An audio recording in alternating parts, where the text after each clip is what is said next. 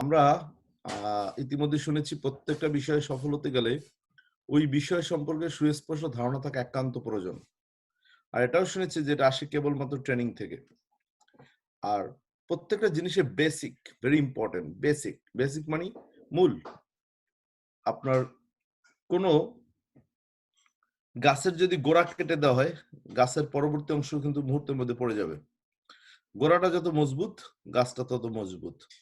একটা বিল্ডিং এর ফাউন্ডেশন যত স্ট্রং, বিল্ডিংটা তত স্ট্রং। এই বিজনেসের আপনি বেসিক ট্রেনিংটা সম্পর্কে যত ভালো ধারণা রাখবেন, এই বিজনেসটা আপনি তত দূরে খুব দ্রুত যেতে পারবেন। কারণ আপনার সফলতা সম্পূর্ণটাই বেসিক ট্রেনিং এর উপর নির্ভর করে। সো বেসিক ট্রেনিং প্রসঙ্গে সবার আগে যে কথাটা আমরা বলবো, সেটা হচ্ছে আমাদের দেশের লোকদের, বিশেষ করে যারা আমরা বাংলা ভাষাভাষী আছি, এদের অধিকাংশ লোকেরই কোনো ফাইন্যান্সিয়াল প্ল্যান নাই। বেসিক ট্রেনিং এর মূল গুরুত্ব হচ্ছে আমরা কেন ব্যবসাটা করি, আমরা কেন জেনারেল জয়েন করলাম, আমাদের তো একটা উদ্দেশ্য আছে। ইন জেনারেল সেন্স আমরা কি বলি? আমরা ফিনান্সিয়াল সাকসেস হতে চাই, আমরা টাইম ফ্রিডম পেতে চাই, আমরা আমাদের জীবনের স্বপ্নগুলো পূরণ করতে চাই। দ্যাট মিন্স আমাদের জীবনের ফাইন্যান্সিয়াল একটা গোল থাকা উচিত, কিন্তু আমাদের কোনো ফিনান্সিয়াল গোল নাই। কেন নাই? যদি কোশ্চেন করে আপনার কি ফিনান্সিয়াল গোল আছে, বলবেন নাই। পয়সা হাতে আসলে গোল অটোমেটিক হয়ে যাবে। এখন পয়সা হাতে আসে না কেন? কারণ আপনার কোনো প্ল্যান নাই। আপনার যদি প্ল্যান থাকে, মানি উইল কাম অটোমেটিক্যালি। কথায় বলে যে টাকা ভূতে যোগাবে, যদি আপনি পারপাসটা ক্লিয়ার হন, কেন আপনার টাকা দরকার। সো বেসিক্যালি আমাদের কারো কোনো ফাইন্যান্সিয়াল প্ল্যান নাই, এজন্য পয়সা আমাদের কাছে আসে না। ফাইন্যান্সিয়াল প্ল্যানটা যদি আমরা করতে পারি, পয়সা আমাদের কাছে আসবে। So we need financial plan. That means financial প্ল্যানটা এখন কিভাবে করব, কেমনে করব? আমরা তো টাকাই নেই। আপনাকে ইমাজিনেশন করতে হবে যে আমার অনেক টাকা আছে, তাহলে আমি কি কি করব। কারণ ব্যবসা যখন ভালো থাকে তখন আর ফাইন্যান্সিয়াল প্ল্যান করার কোনো সময় থাকে না। এজন্য ব্যবসার শুরুতেই ফাইন্যান্সিয়াল প্ল্যান করতে হবে। অনেক লোককে আমি দেখেছি যারা নেটওয়ার্ক মার্কেটিং দীর্ঘদিন করেছে, বাট তাদের কোনো অ্যাসেট নেই, তাদের কোনো টাকা পয়সা নাই, বিকজ তাদের কোনো ফাইন্যান্সিয়াল প্ল্যান ছিল না। তার একই কথা বলছে, টাকা আসলে প্ল্যান অটোমেটিক হয়ে যাবে। টাকা যখন আসছে তখন প্ল্যানের অভাবেই তারা টাকাগুলোকে নষ্ট করেছে। সো যখন ব্যবসা নতুন থাকবে, ব্যবসা এই মুহূর্তে ফাউন্ডেশন থাকবে, তখনই আপনার ফাইন্যান্সিয়াল প্ল্যানটা তৈরি করতে হবে। এক কথায় আপনাকে ইমাজিনেশন পাওয়ার বিল্ড করতে হবে। আমি যদি এখান থেকে অনেক টাকা কামাই, আমি কি কি করব, এটা আপনার এখনই প্রিভিউ দেখতে হবে। সো এই প্রিভিউটা দেখতে এবং প্রিভিউটাকে দেখে যদি প্ল্যানটা তৈরি করতে পারেন, তাহলেই আপনি আপনার জীবনে এই জিনিসগুলো অ্যাচিভ করতে পারবেন। এটা সায়েন্টিফিক্যালি অনেক বেশি প্রুভড। আমি বহু নেটওয়ার্কারকে দেখে অনেক টাকা ইনকাম করেছে, কিন্তু তার কোনো অ্যাসেট নেই, কোনো টাকা নেই। কারণ কি? তার কোনো ফিনান্সিয়াল প্ল্যান ছিল না। সো আমরা ফিনান্সিয়াল প্ল্যান করব। এখন আরেকটু সোজা করে দিই আপনাকে, ফিনান্সিয়াল প্ল্যানটা কিভাবে করব। আপনাকে যদি কোশ্চেন করা হয় আপনার অনেক টাকা আছে, আপনি কি করবেন, তাহলে আপনি যা যা করবেন সেটা হচ্ছে আপনার ফিনান্সিয়াল প্ল্যান, এক কথায়। এখন এটার সাথে আমাদের জেনাসের সম্পর্ক কি? আমরা জেনাসে কেন জয়েন করেছি? কারণ আমাদের এই ফিনান্সিয়াল রিকোয়ারমেন্টস বা স্বপ্নগুলোকে, যেটাকে আমরা ফিনান্সিয়াল প্ল্যান বলেছি, সেখানে দেখা যাবে প্ল্যান যদি হয় যে আপনাকে অনেক টাকা দেওয়া হলে আপনি কি করবেন, আপনি বলবেন আমি একটা সুন্দর বাড়ি করব, এরপর একটা চমৎকার গাড়ি কিনবো, এরপর আমার ব্যাংকে আনা পয়সা রাখবো যাতে কোনো সময় অর্থনৈতিক সমস্যা হলে আমি যেন ওখান থেকে ব্যাকআপ পাই। যেমন আমাকে অনেকে এরকম বলছে যে ভাই 1 কোটি টাকা যদি ব্যাংকে রাখা যায় তাহলে তো মাসে 1 লাখ টাকা এমনি আসে, তাহলে তো আমি ওই 1 লাখ টাকা দিয়ে চলতে পারি। কিন্তু এই 1 কোটি টাকাই তো নাই। ব্যাপারটা হচ্ছে এরকম। ভাই আমি ভিসা পেতে চাই, কিন্তু ভিসা পেতে হলে কি লাগবে? ব্যাংকে টাকা লাগবে, টাকাই তো নাই। সো আমি বিভিন্ন দেশ ভ্রমণ করতে চাই, কি দরকার? Bank statement. আমি সম্পদ করতে চাই, আমি আমার ছেলেকে উচ্চশিক্ষার্থে বিদেশে পাঠাতে চাই, কি দরকার? Bank statement, bank solvency. আপনার ওয়াইফের কাছে জিজ্ঞেস করবেন, সে সবসময় বলবে যে আমাদের অবস্থা খুব খারাপ, টাকা নাই, টাকা নাই, টাকা নাই। ওয়াইফকে জিজ্ঞেস করবেন কত টাকা হইলে টাকা আছে বলবা। দ্যাট মিন্স এই জিনিসটাই আপনার জন্য ফাইন্যান্সিয়াল প্ল্যান। সো আপনার জীবনে, আমার ওয়াইফ হাসতেছে যখন এই কথাটা বলি, পাশ দিয়ে সেও হাসে, কারণ একই কথা একসময় তারও ছিল। সো আপনি আপনার ওয়াইফের কাছে বলবেন যে কত টাকা তোমাকে দিলে তুমি আর এই হাহাকারটা রাখবা না। এটা বলো আগে। সো এটাই হচ্ছে আপনার জীবনে ফাইন্যান্সিয়াল প্ল্যান। সো আপনি ওই টাকা আপনার ব্যাংকে বা ওয়াইফের কাছে অ্যাভেলেবেল রাখবেন, এটা হচ্ছে আপনার গোল। পারলে ওয়াইফের অ্যাকাউন্ট করে দিয়েন। আর যদি এটা সম্ভব না হয় তাহলে কি করবেন, ওয়াইফকে এখনই একটা চেক দেবেন যে তোমাকে আমি এত টাকা দিতে চাই, ধরো তোমার 1 কোটি টাকা হলেই হবে, তোমাকে আমি 1 কোটি টাকাই দেবো, এই চেকটা নাও 2 বছর পরের। এই 1 কোটি টাকা ব্যাংকে একটা এফডিআর করবা, এটা দিয়ে তুমি প্রতি মাসে 1 লাখ টাকা পাবা, বাংলাদেশে তুমি স্বাচ্ছন্দ্য জীবন যাপন করতে পারবা। এখন সুদের প্রসঙ্গে তুমি ইসলাম ব্যাংকে যাও, ইসলাম ব্যাংকের দায়িত্ব। সো তুমি যে টাকা পাবা তা আলহামদুলিল্লাহ সারা জীবন ভালোভাবে চলতে পারবা। এরপর বাচ্চাদের লেখাপড়া, ঠিক আছে, তুমি বিদেশে পাঠাইতেছো বাচ্চা, তোমার ব্যাংকে টাকা আছে, তুমি পাঠাও, ভিসা পাবে। সো এক কথায় এনা ব্যাংক সলভেন্সি একটা ফাইন্যান্সিয়াল সলভেন্সির প্রমাণ। সো আপনার ব্যাংকে যেন এনাফ টাকা থাকে, এটা আপনার গোল। এবার আপনার পজিশন চেঞ্জ, অর্থনৈতিক স্বাবলম্বী হলে অবশ্যই আপনার ড্রেস গুলো চেঞ্জ করবেন, ভালো কিছু ড্রেস কিনবেন, এটা আপনার গোল। আপনি আনলিমিটেড ভ্যাকেশন চান, বিভিন্ন দেশ ঘুরতে চান, বাংলাদেশে আছেন, কোন কোন দেশ ঘুরতে চান লিখে ফেলেন, যে আমার স্বপ্ন আমি দুবাই যাব, আমার স্বপ্ন আমি মালয়েশিয়া যাব। আমি আমেরিকা আমার পাসপোর্টে 28তম সেল। দ্যাট মিনস এর আগেও আমি 28 বার, কোন কোন বহু সেল আছে মাল্টিপল। লন্ডনে আমার 5 বছরের মাল্টিপল ছিল, মালয়েশিয়া আমার 2 বছরের মাল্টিপল ছিল, সিঙ্গাপুরে আমার 2 বছরের মাল্টিপল ছিল, এভাবে অস্ট্রেলিয়ার ভিসা ছিল, ইউরোপের ভিসা ছিল, বিভিন্ন দেশের ভিসা ছিল। এরপর আমি আমেরিকা প্রথমবার আসছি, তাও 3 দিন ছিলাম। দ্বিতীয়বার, প্রথমবার 2011 সালে আসছি, 3 দিন ছিলাম। 2012 সালে এসে আমি থেকে গেছি। যে কারণে মেসেজটা দিলাম, আপনাকে ভিসা দেবে যখন আপনার এনাফ টাকা আছে। অনেক লোক আমেরিকা আসতে চায়, কিন্তু যখন আসতে চায় তখন হুট করে আসতে চায়, আর যখন তার টাকা থাকে তখন সে প্ল্যান করে না।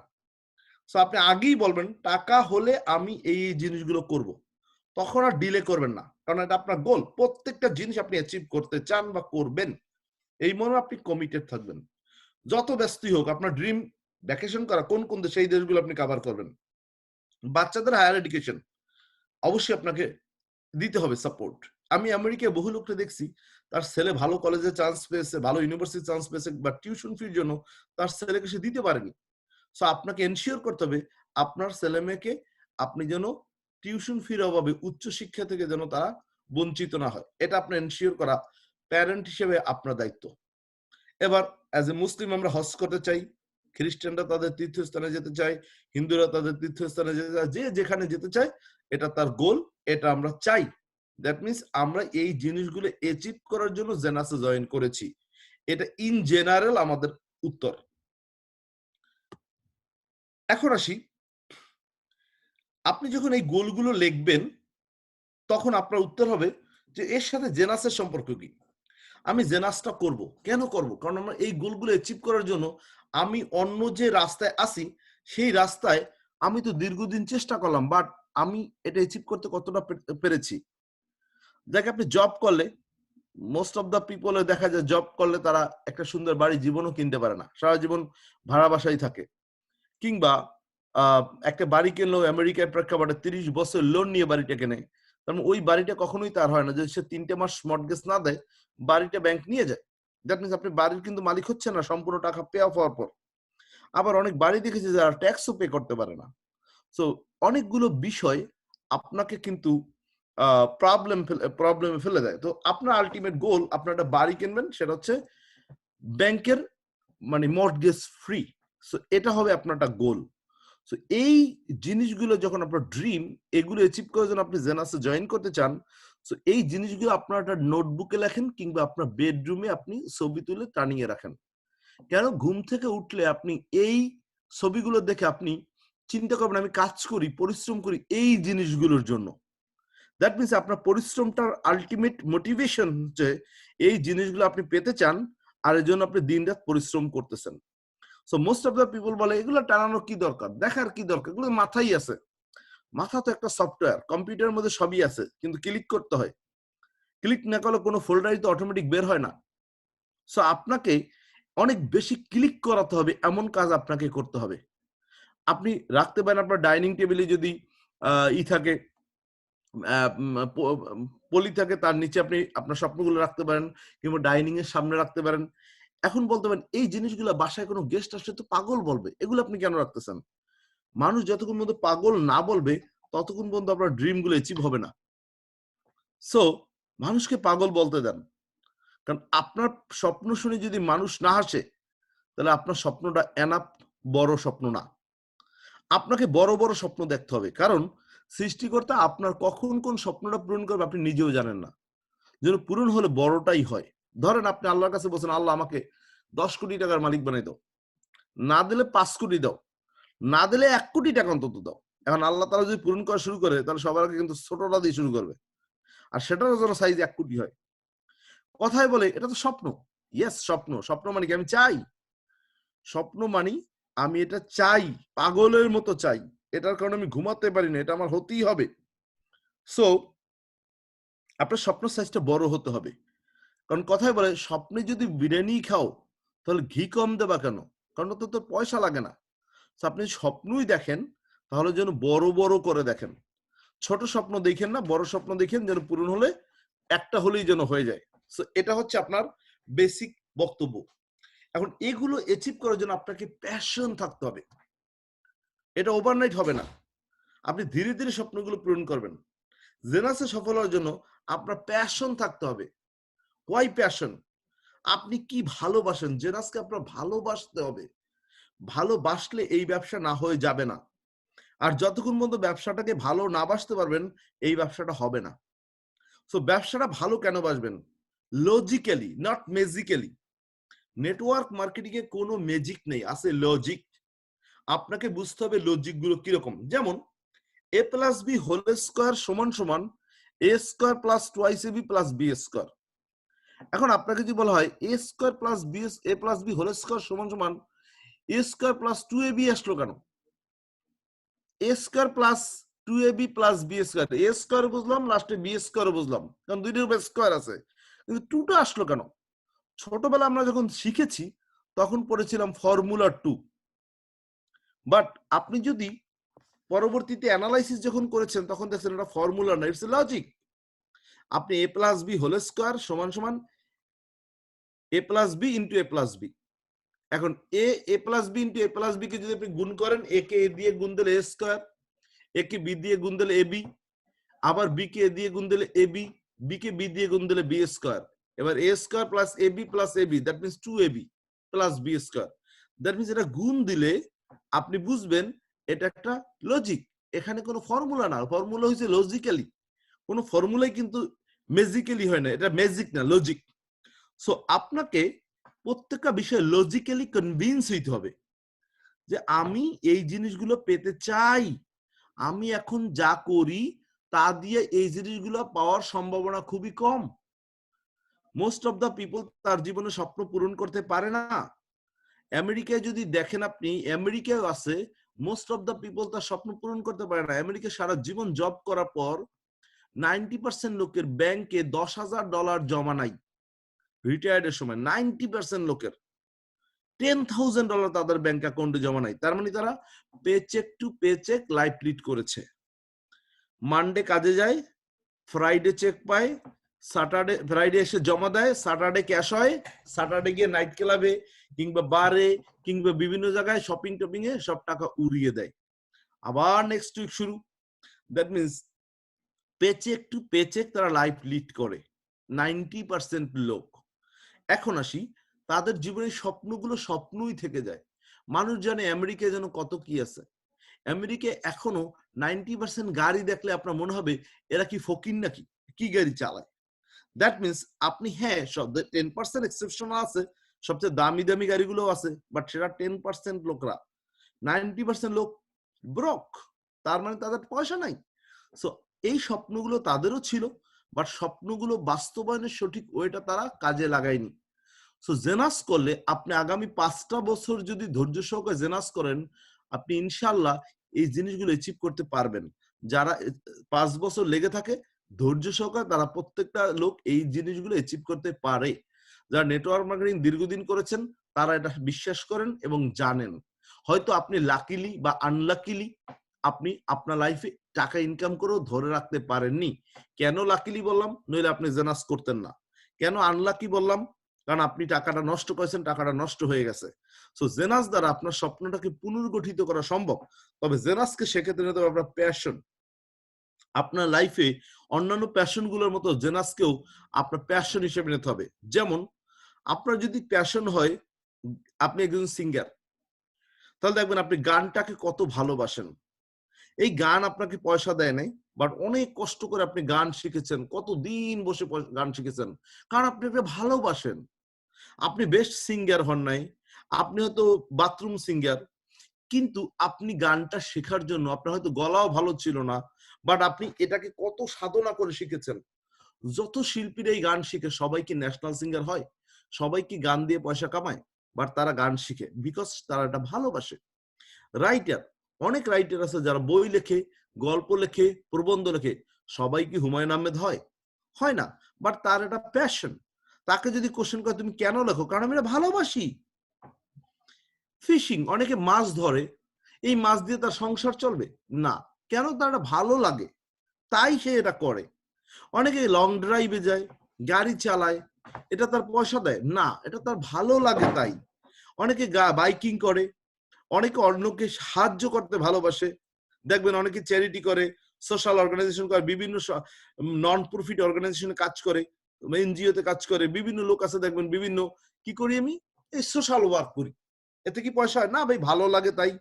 অনেকে আছে সংবাদকর্মী যারা লেখে, এটা তারা তার ভাত ফ্যামিলি চলে না, সে ভালোবাসে তাই। দ্যাট মিনস আপনি যখন কোনো কিছু ভালোবাসেন তখন সেটা কি আসছে কি না আসছে ইট ডাজ নট ম্যাটার, কারণ আপনারা ভালোবাসেন। আপনি যদি জেনাসকে সেভাবে ভালোবাসেন, আমি আপনাকে প্রমিস করতে পারি আপনার লাইফে এই স্বপ্নগুলো অ্যাচিভ করা সম্ভব হবে ইনশাআল্লাহ। সো আপনাকে জেনাসকে ভালোবাসতে হবে এই জিনিসগুলোর মতোই, যেগুলোকে যদি আপনাকে বলা হয় কি কি ভালোবাসেন, তাহলে আপনি যে জিনিসগুলো লেখেন তার মধ্যে আজকে জেনাসের নামটা লেখেন, কারণ it will help you to reach your financial গোল।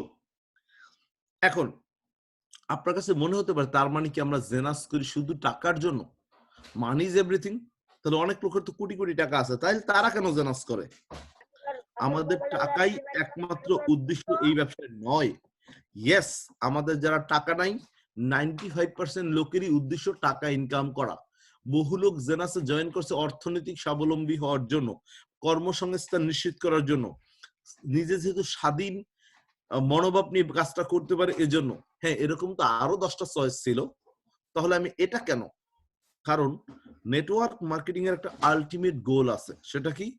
একজন বেস্ট হিউম্যান হওয়া, অ্যাটিটিউডটা তৈরি করা, আরেকজনকে হেল্প করা।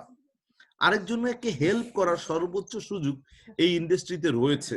কারণ অন্য কোনো জায়গায় আপনার পাশাপাশি আরেকটা লোক সফল হবে, এটা আপনার একটা জেলাসেরও কারণ হবে। যেমন আপনি একজন ভালো ব্যবসায়ী, আপনার পাশে আরেকজন লোক একই ব্যবসার যদি করে, সে হয়তো আপনার রিজিক নিচ্ছেন, আপনি জানেন রিজিকের মালিক আল্লাহ, বাট আপনি তারপর তার প্রতি তার জেলাস। সে তার কাস্টমার পাচ্ছে, আপনি আপনার কাস্টমার পাচ্ছেন, তারপর আপনি তাকে পেশাগত জেলাস করেন।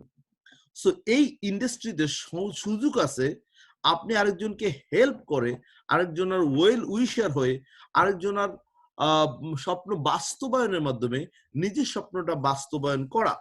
সো এখানে আমরা একজন বেস্ট হিউম্যান হওয়ার চেষ্টা করি। এখন সেটা কিভাবে? আমাদেরকে এখানে রিয়েলাইজ করতে বলা হয়, আপনি মনে করেন আপনার লাইফে আর মাত্র 3 মাস বা 6 মাস আয়ু আছে, তাহলে আপনি আপনাকে কিভাবে তৈরি করবেন? এক কথায় মূল বিষয়টা হলো আপনার রিয়েলাইজেশন পাওয়ার বা থিঙ্কিং পাওয়ারটা বিল্ড করা। কারণ থিঙ্কিং পাওয়ার আপনার জীবনের সকল সাকসেসের মূল। তবে success depends on your thinking power. So এখানে আমরা প্রথমে যে কথা বলেছি, আপনি থিঙ্ক করেন আপনার অনেক টাকা আছে, আপনি কি করবেন? আপনি থিঙ্ক করেন যে আজকে আপনি খুব ভালোবাসেন, এবার কোনো কিছুকে ভালোবাসলে আপনি সেটা কিভাবে নেন? ধরেন আপনার মাকে আপনি খুব ভালোবাসেন, আপনার মাকে নিয়ে কেউ সমালোচনা করলে আপনার কি ভালো লাগবে? ভালো লাগবে না, কারণ আপনি ভালোবাসেন। তাকে নিয়ে কেউ সমালোচনা করুক, সবকিছুর ঊর্ধ্বে রাখতে চান। সো প্রথম অপশন ছিল আপনি কি চান আপনার জীবনে, দ্বিতীয় অপশন ছিল আপনার কি কি প্যাশন, তৃতীয় অপশন হচ্ছে আপনি একজন ভালো মানুষে পরিণত হন। কিভাবে? আপনি রিয়েলাইজ করেন আপনার লাইফে আর মাত্র 3 মাস আপনি বাঁচবেন, এই 3 মাস সময়টা আপনি কেমন তৈরি করবেন?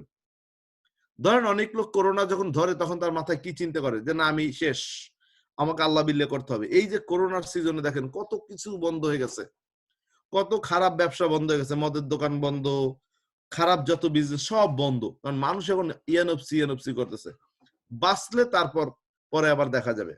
তো আল্লাহ তাআলা এটা কেন করছে? কারণ আমরা এত বেশি আল্লাহকে ভুলে গেছি, যেন আল্লাহ তাআলা মনে করাই দিচ্ছে যে হ্যাঁ, তোমার আমাকে মনে করতে হবে, আমাকে মনে রাখতে হবে, কারণ আমরা সীমা ছাড়িয়ে গিয়েছিলাম। এবার আপনি দেখেন সারা পৃথিবী ব্যাপী মানুষের মধ্যে কিরকম হাহাকার ছিল। যেমন আপনি যদি মুসলিম হন, আপনি দেখবেন যখন ইসরায়েল আক্রমণ করেছে এদের কি বলে গাজার বিভিন্ন জায়গায়, তখন আমরা বলছি আল্লাহ মুসলমানদের এত কেন হচ্ছে, আল্লাহ তুমি দেখো না? যখন বার্মিস রোহিঙ্গারা বাংলাদেশে আসছে মার খেয়ে, আমরা কি বলি না আল্লাহ তুমি কি দেখো না? এভাবে প্রত্যেকটা জায়গায় চায়নায় মুসলিমদের আটক করে নির্যাতন করতেছে, আমরা বলছি আল্লাহ তুমি কি দেখো না? এভাবে আপনি প্রত্যেকটা জায়গায় যেভাবে মুসলিমদের উপর অত্যাচার হয়েছে, প্রত্যেকটা লোক বলেছে আল্লাহ তুমি কি দেখো না? এই এত যে নালিশ, এটা যে জমা হয়েছে এর কি কোনো বিচার হবে না? আল্লাহ বলেছে হ্যাঁ আমি সবই দেখি। হ্যাঁ, এবার আসেন, তার মানে কি শুধু মুসলমানরাই ঠিক ছিল, অন্যরা কি, মুসলমানরা কি ভুল করে নাই? অনেক মুসলমান হিসেবে আমাদের যে দায় দায়িত্ব ছিল আমরা সেটা করিনি। আমাদের কোরআন হাদিসে যেভাবে মানে আল্লাহ আমাদের গাইডলাইন দিয়েছে সেটা আমরা ফলো করিনি। আমাদের বলেছে আরেকজন মুসলিম ক্ষুধার্ত থাকলে তুমি তাকে হেল্প করো, তোমার পাশের প্রতিবেশী যদি না খেয়ে থাকে তুমি যদি পেট ভরে খাও তোমার ইবাদত হবে না। আমরা কি পাশের প্রতিবেশীর কোন সময় খোঁজ নিয়েছি? আমরা মানবিকতার মধ্যে কি ছিলাম না। এখন বাধ্য হয়ে আল্লাহ আমাদের এমন একটা কাজ করাইছে যে মনে করাইছে যে আমরা কিছুই না, এজ এ মানুষ আমরা কিছুই না, উই আর নাথিং। আল্লাহ তাআলা কোরআনে লেখছে আমি মশা অথবা তার চেয়েও ছোট কীট পতঙ্গ দিয়ে উদাহরণ দিতে মানে আমার কাছে আমি লজ্জাবোধ করি না। Think about it. মশার চেয়েও ছোট কীট পতঙ্গ দ্বারাও আমাদেরকে উদাহরণ দিতে সে লজ্জাবোধ করে না। তাহলে মশাও তো দেখা যায়, এই যে করোনা কি দেখা যায়? এক করোনার কাছে আমরা কিছুই না। Think about it. পৃথিবীর সবচেয়ে বড় বড় যারা বাদশাহ ছিলেন, লাইক নমরুদ, একটা মাছি দিয়ে আল্লাহ তাকে ধ্বংস করে দিচ্ছে। তাহলে একটা মাছির কাছে নমরুদ কিছু না, অথচ সে তাকে খোদা দাবি করেছে। ফেরাউন মশা, হ্যাঁ। তাহলে ফেরাউন সারা পৃথিবীর একসময় নিজেকে কিং দাবি করেছে, পানি দিয়ে তাকে চুবিয়ে আল্লাহ তাআলা মারছে। Think about it. আল্লাহ তাআলা একদিন জিবরাইল আলাইহিস সালামকে পাঠাইছে। জিবরাইল আলাইহিস সালাম ফেরাউনের কাছে জিজ্ঞেস করছে, আপনার কাছে যদি কোনো একটা আপনার কর্মচারী বা আপনার অধীনস্থ কেউ যদি যা চায় আপনি সবই যদি তাকে দেন, আর সে যদি আপনার কাছে নিয়ামতের অস্বীকার করে, আপনি তাকে কি করবেন? বলে তাকে আমি চুবিয়ে মারবো পানিতে। বলছে ওকে ঠিক আছে, এটা লেখা হইলো, এটা লিখে দেন। লিখে দিছে। যেদিন ফেরাউনকে চুবিয়ে মারছে সেদিন আল্লাহ তাআলা দেখাইছে ওই দিন তোমাকে আমি বলছিলাম তোমারই কিন্তু এটা সিদ্ধান্ত ছিল যে এত নিয়ামত দেওয়ার পরও যদি আমি অস্বীকার করি তাকে কি করা উচিত? চুবিয়ে মারা উচিত। তাকে পানিতে চুবিয়ে মারছে এবং সারা পৃথিবীর প্রত্যেকটা লোকের কাছে নিদর্শন রেখে গেছে যে এই ফেরাউনের লাশ আল্লাহ তাআলা কিন্তু সংরক্ষণ করবে। দেখেন মাত্র 200 বছর আগে তার লাশ পাওয়া গেছে, কিন্তু কোরআন 1400 বছর আগে বলে গেছে ফেরাউনের লাশ আল্লাহ সংরক্ষণ করবে। 200 বছর আগেও যদি কেউ যদি জিজ্ঞেস করতো তোমাদের কোরআনের এই আয়াতটার প্রমাণ দেখাও, মানুষ কিন্তু দেখাইতে পারতো না ফেরাউনের লাশ কোথায় আছে। কিন্তু আজকে আমরা দেখতেছি ফেরাউনের লাশ ঠিকই আছে, আল্লাহ সংরক্ষণ করেছেন এবং সেটা নষ্ট হয়নি, মাছও তাকে খায় নাই। Think about it. সো পানিতেও সে পচে নাই, মাটিতেও সে পচে নাই, তাকে সম্পূর্ণ আল্লাহ তাআলা হেফাজত রেখেছে। যে কারণে কথাটা বললাম, আপনাকে এই বিজনেসের মাধ্যমে একজন বেস্ট হিউম্যান বিং হওয়ার চেষ্টা করতে হবে। আমি জানি প্রতিনিয়তই শয়তান আমাদের ধোঁকা দিচ্ছে, বাট আল্লাহ আমাদের বলেছে নিশ্চয়ই শয়তান তোমাদের প্রকাশ্য শত্রু, আমরা সেটাও জানি। সো তারপরে আমাদের এটাও আল্লাহ বলেছেন নিশ্চয়ই মানুষ ভুলের মধ্যে আছে, উত্তম তারাই যারা তওবা করে। আমরা জানি আমরা প্রতিনিয়ত অনেক ভুল করতেছি, একই ভুল বারবার করতেছি, তারপর আল্লাহ তাআলা গফুরুর রহিম, আমাদের বেশি বেশি ক্ষমা চাইতে হবে। আমরা এই রমজান মাস চলতেছে, আমরা যেন আল্লাহর কাছে বেশি বেশি মাপ চাই। আল্লাহ যেন আমাদের এই করোনা ভাইরাস থেকে রক্ষা করে এবং যাবতীয় সকল বালা মুসিবত, এটাই যে একমাত্র পৃথিবীর সবচেয়ে সেরা রোগ তা না, এটা আল্লাহ তাআলা একটা উদাহরণ দেখিয়েছে। তোমার কাছে আমি অদৃশ্য দিয়ে তোমাকে দেখাইতে পারি তুমি কিছু না। সো যে কারণে কথা বললাম, নেটওয়ার্ক মার্কেটিং আপনাকে ইমাজিনেশন পাওয়ার বিল্ড করে, যেটা আপনার নাই সেটাও পেলে আপনি কি করবেন। আপনাকে একজন ভালো হিউম্যান বিইং হওয়ার জন্য চেষ্টা করতে হবে এই বিজনেসে। আর সেটা কিভাবে রিয়েলাইজ করতে হবে? আপনার আয়ু আছে 3 মাস, কি করবেন? আপনি সবার কাছে হয়তো মাপ চাইবেন, আপনার লোন থাকলে সেটা পে করবেন। ওই দিন একটা ফেসবুকে প্রস্তাব দেখলাম, সবাই শুধু মাপ চাইতেছে, তো একজনে বলছে আমি তো কিছু টাকা পাই, টাকাটা দেন। সে বলছে এই করোনা ভাইরাস যাক, তারপর টাকাটা দেবো। সো তারপর দেখি কি করা যায়। দ্যাট মিনস আমরা কিন্তু মাপও চাই, আবার আমাদের লোনও আছে, সেটা আমরা মানে এটা সবাই, আমি নিজেও, সবাই আমরা ওভাবে কিন্তু সিরিয়াসলি নেই না। মনে হয় যে না, এটা আমার উপর দিয়ে যাবে না। যাদের উপর দিয়ে গেছে তারা সবাই কিন্তু এটা সাফার করছে। সো আমাদের রিয়েলাইজ করতে হবে যে আমাদের কি কি কাজ করতে হবে।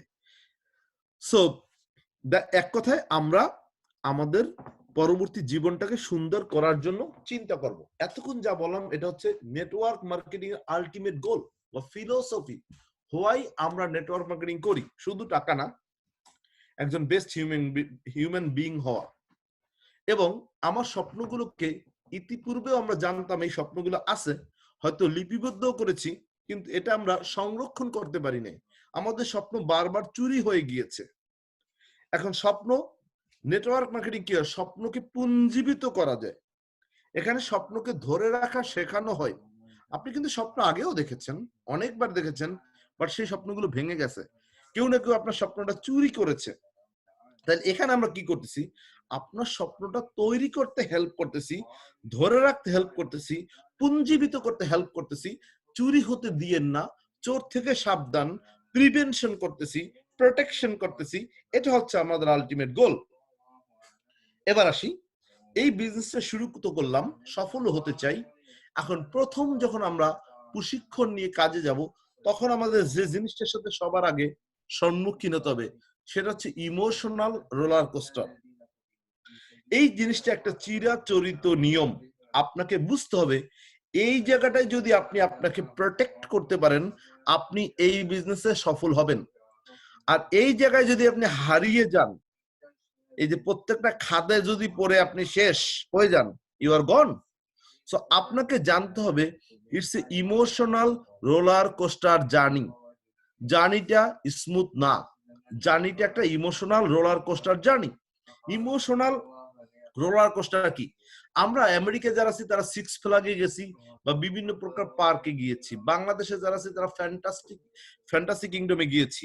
সেখানে ডান পাশের একটা ছবি আছে, ছবিটা দিকে সবাই লক্ষ্য করলে বুঝবেন, এরকম একটা জিনিসের সাথে আমরা প্রত্যেকে পরিচিত হয়েছি, যেটাকে বলা হয় রোলার কোস্টার।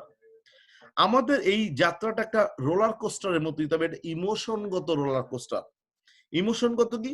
আমরা কখনো আনন্দে একেবারে অট্টহারা হয়ে যাই, আবার কখনো একেবারে শোকে বিহ্বল হয়ে যাই, ভেঙে পড়ি।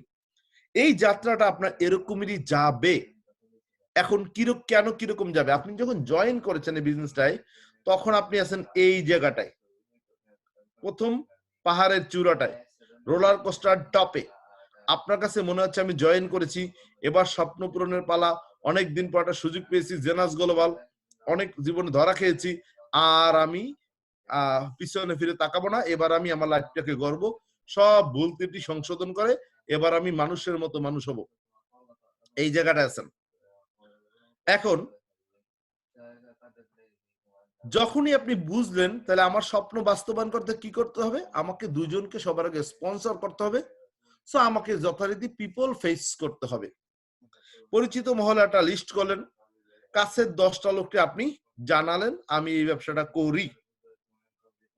90% লোক যারা ট্রেনিং করে না, তারা ওই প্রেজেন্টেশন দেখার পর ওই দিনের মধ্যেই এই ঘটনা ঘটাই ফেলায়।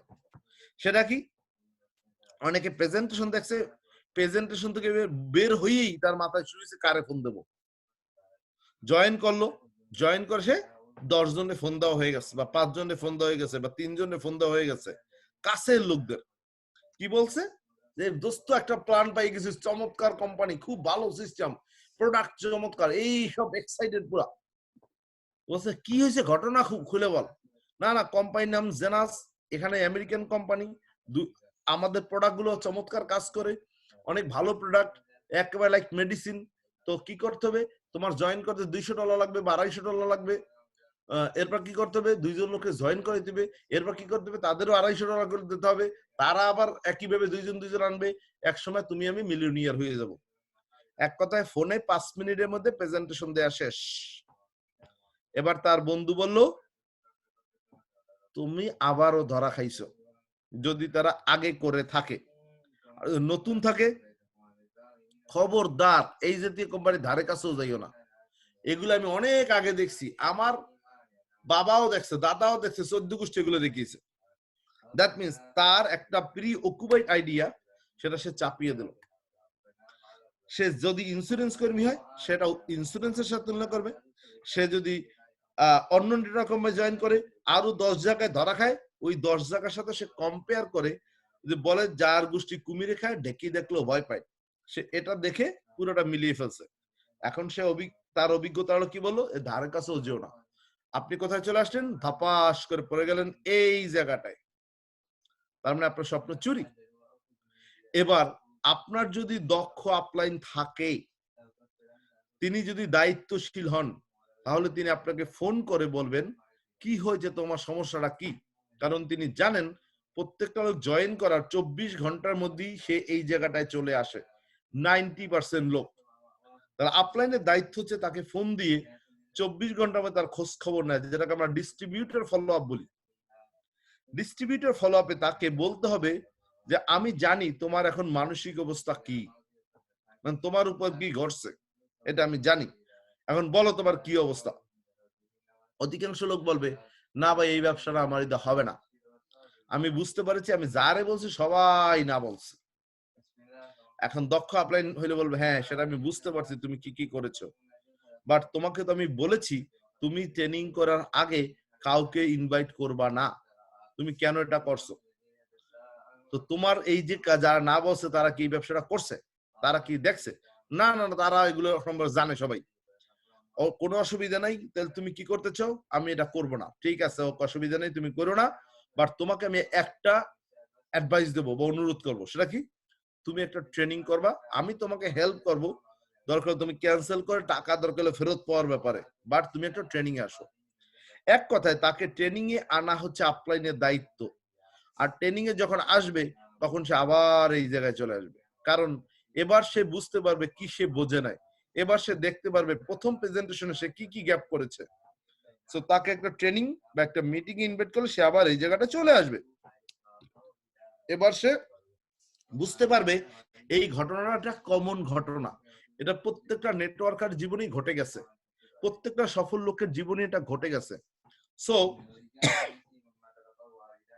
এই কমন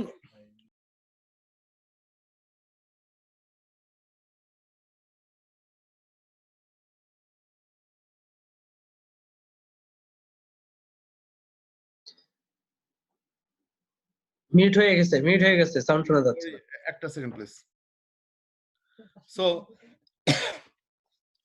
আমাদের বুঝতে হবে যে it's a part of our business.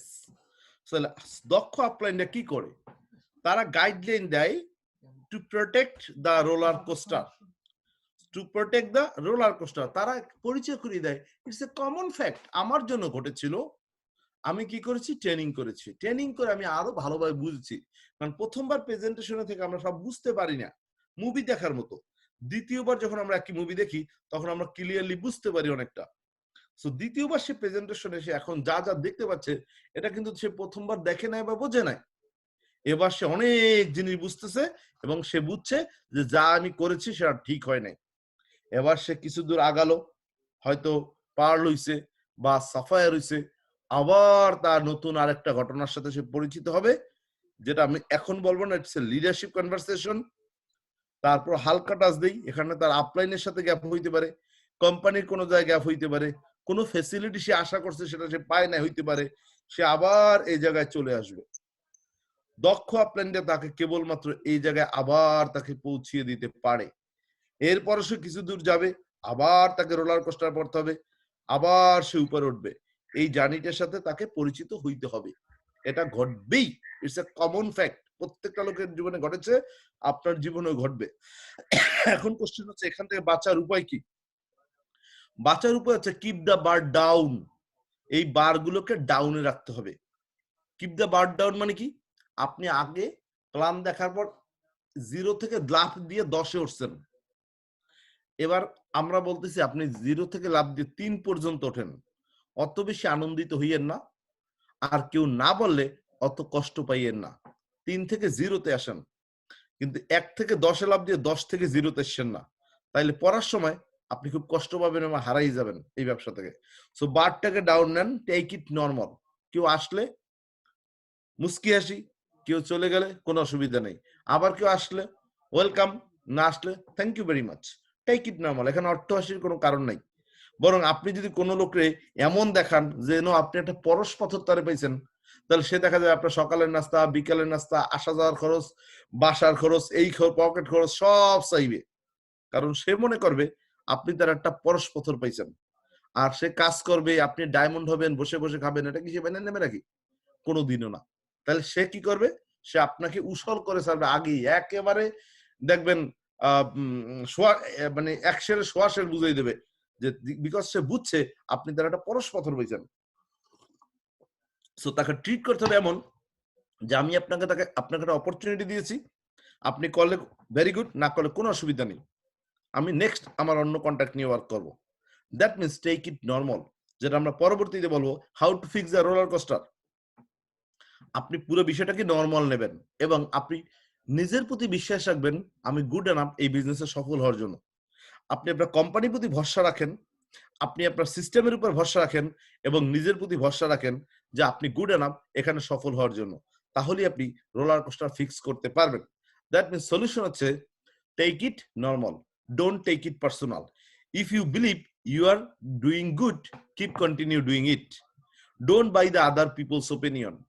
If you buy their opinion, you will buy their lifestyle. আপনি কখনো অন্য লোকের ওপিনিয়ন বাই করবেন না। আপনি যদি মনে করেন আমি ঠিক আছি, আপনি কন্টিনিউ করে যান। আপনি অন্য কারো কখনোই সিদ্ধান্ত ফলো করবেন না। আমরা একটু পর দেখবো ওয়ারেন বাফেটের একটা বিখ্যাত উক্তি, যে যা বলে তাহা শুধু শুনে যাও, নিজে যেটা ভালো বোঝে তাহাই শুধু করে যাও। আপনি যদি বোঝেন আপনার কাজটা ঠিক আছে, ভালো, অন্য কারো কোনো সমালোচনা আপনি কেয়ার করবেন না, যেটা আমরা পর্যায়ক্রমে দেখব। আপনাকে রোলার কোস্টারটা ফিক্স করার উপায় কি? আপনাকে এই বিজনেসটাকে অন্যান্য যে কোনো বিজনেসের মতো মনে করতে হবে। যেমন আপনি যদি একটা গ্রোসারি স্টোর বা একটা মুদির দোকান দেন, এই দোকানের সামনে দিয়ে যত লোক যাবে সবাই কি আপনার দোকানে কিনবে? সবার কি ওই দিন কেনার দরকার আছে? না। সবাই কি আপনার দোকানে কাস্টমার হবে? তাও না। দেখবেন আপনার সামনের দোকান থেকে সে কিনে নিয়ে যাচ্ছে, কিন্তু সে আপনার দোকানে আসতেছেন না। এজন্য আপনি কান্নাকাটি করেন না? ঠিক এখানে একটা লোক যদি না বলে, আপনি কেন কান্নাকাটি করেন? আপনি কেন কষ্ট নেন? আপনার জানতে হবে যার দরকার আছে সে আসবে, যার দরকার নাই সে আসবে না। That's take it normal. So emotional roller coaster manage না করতে পারলে বড় নেটওয়ার্ক বিজনেস করা সম্ভব হয় না। So manage the emotional roller coaster, that is the very basic training. আমরা প্রথমেই ব্যবসাটা জয়েন করার পর ইমোশনাল রোলার কোস্টার জার্নিটাকে ইজিলি নেব। কেউ যদি আসে ওয়েলকাম, না আসলে থ্যাংক ইউ ভেরি মাচ, কোনো অসুবিধা নেই, আমরা কষ্ট পাবো না।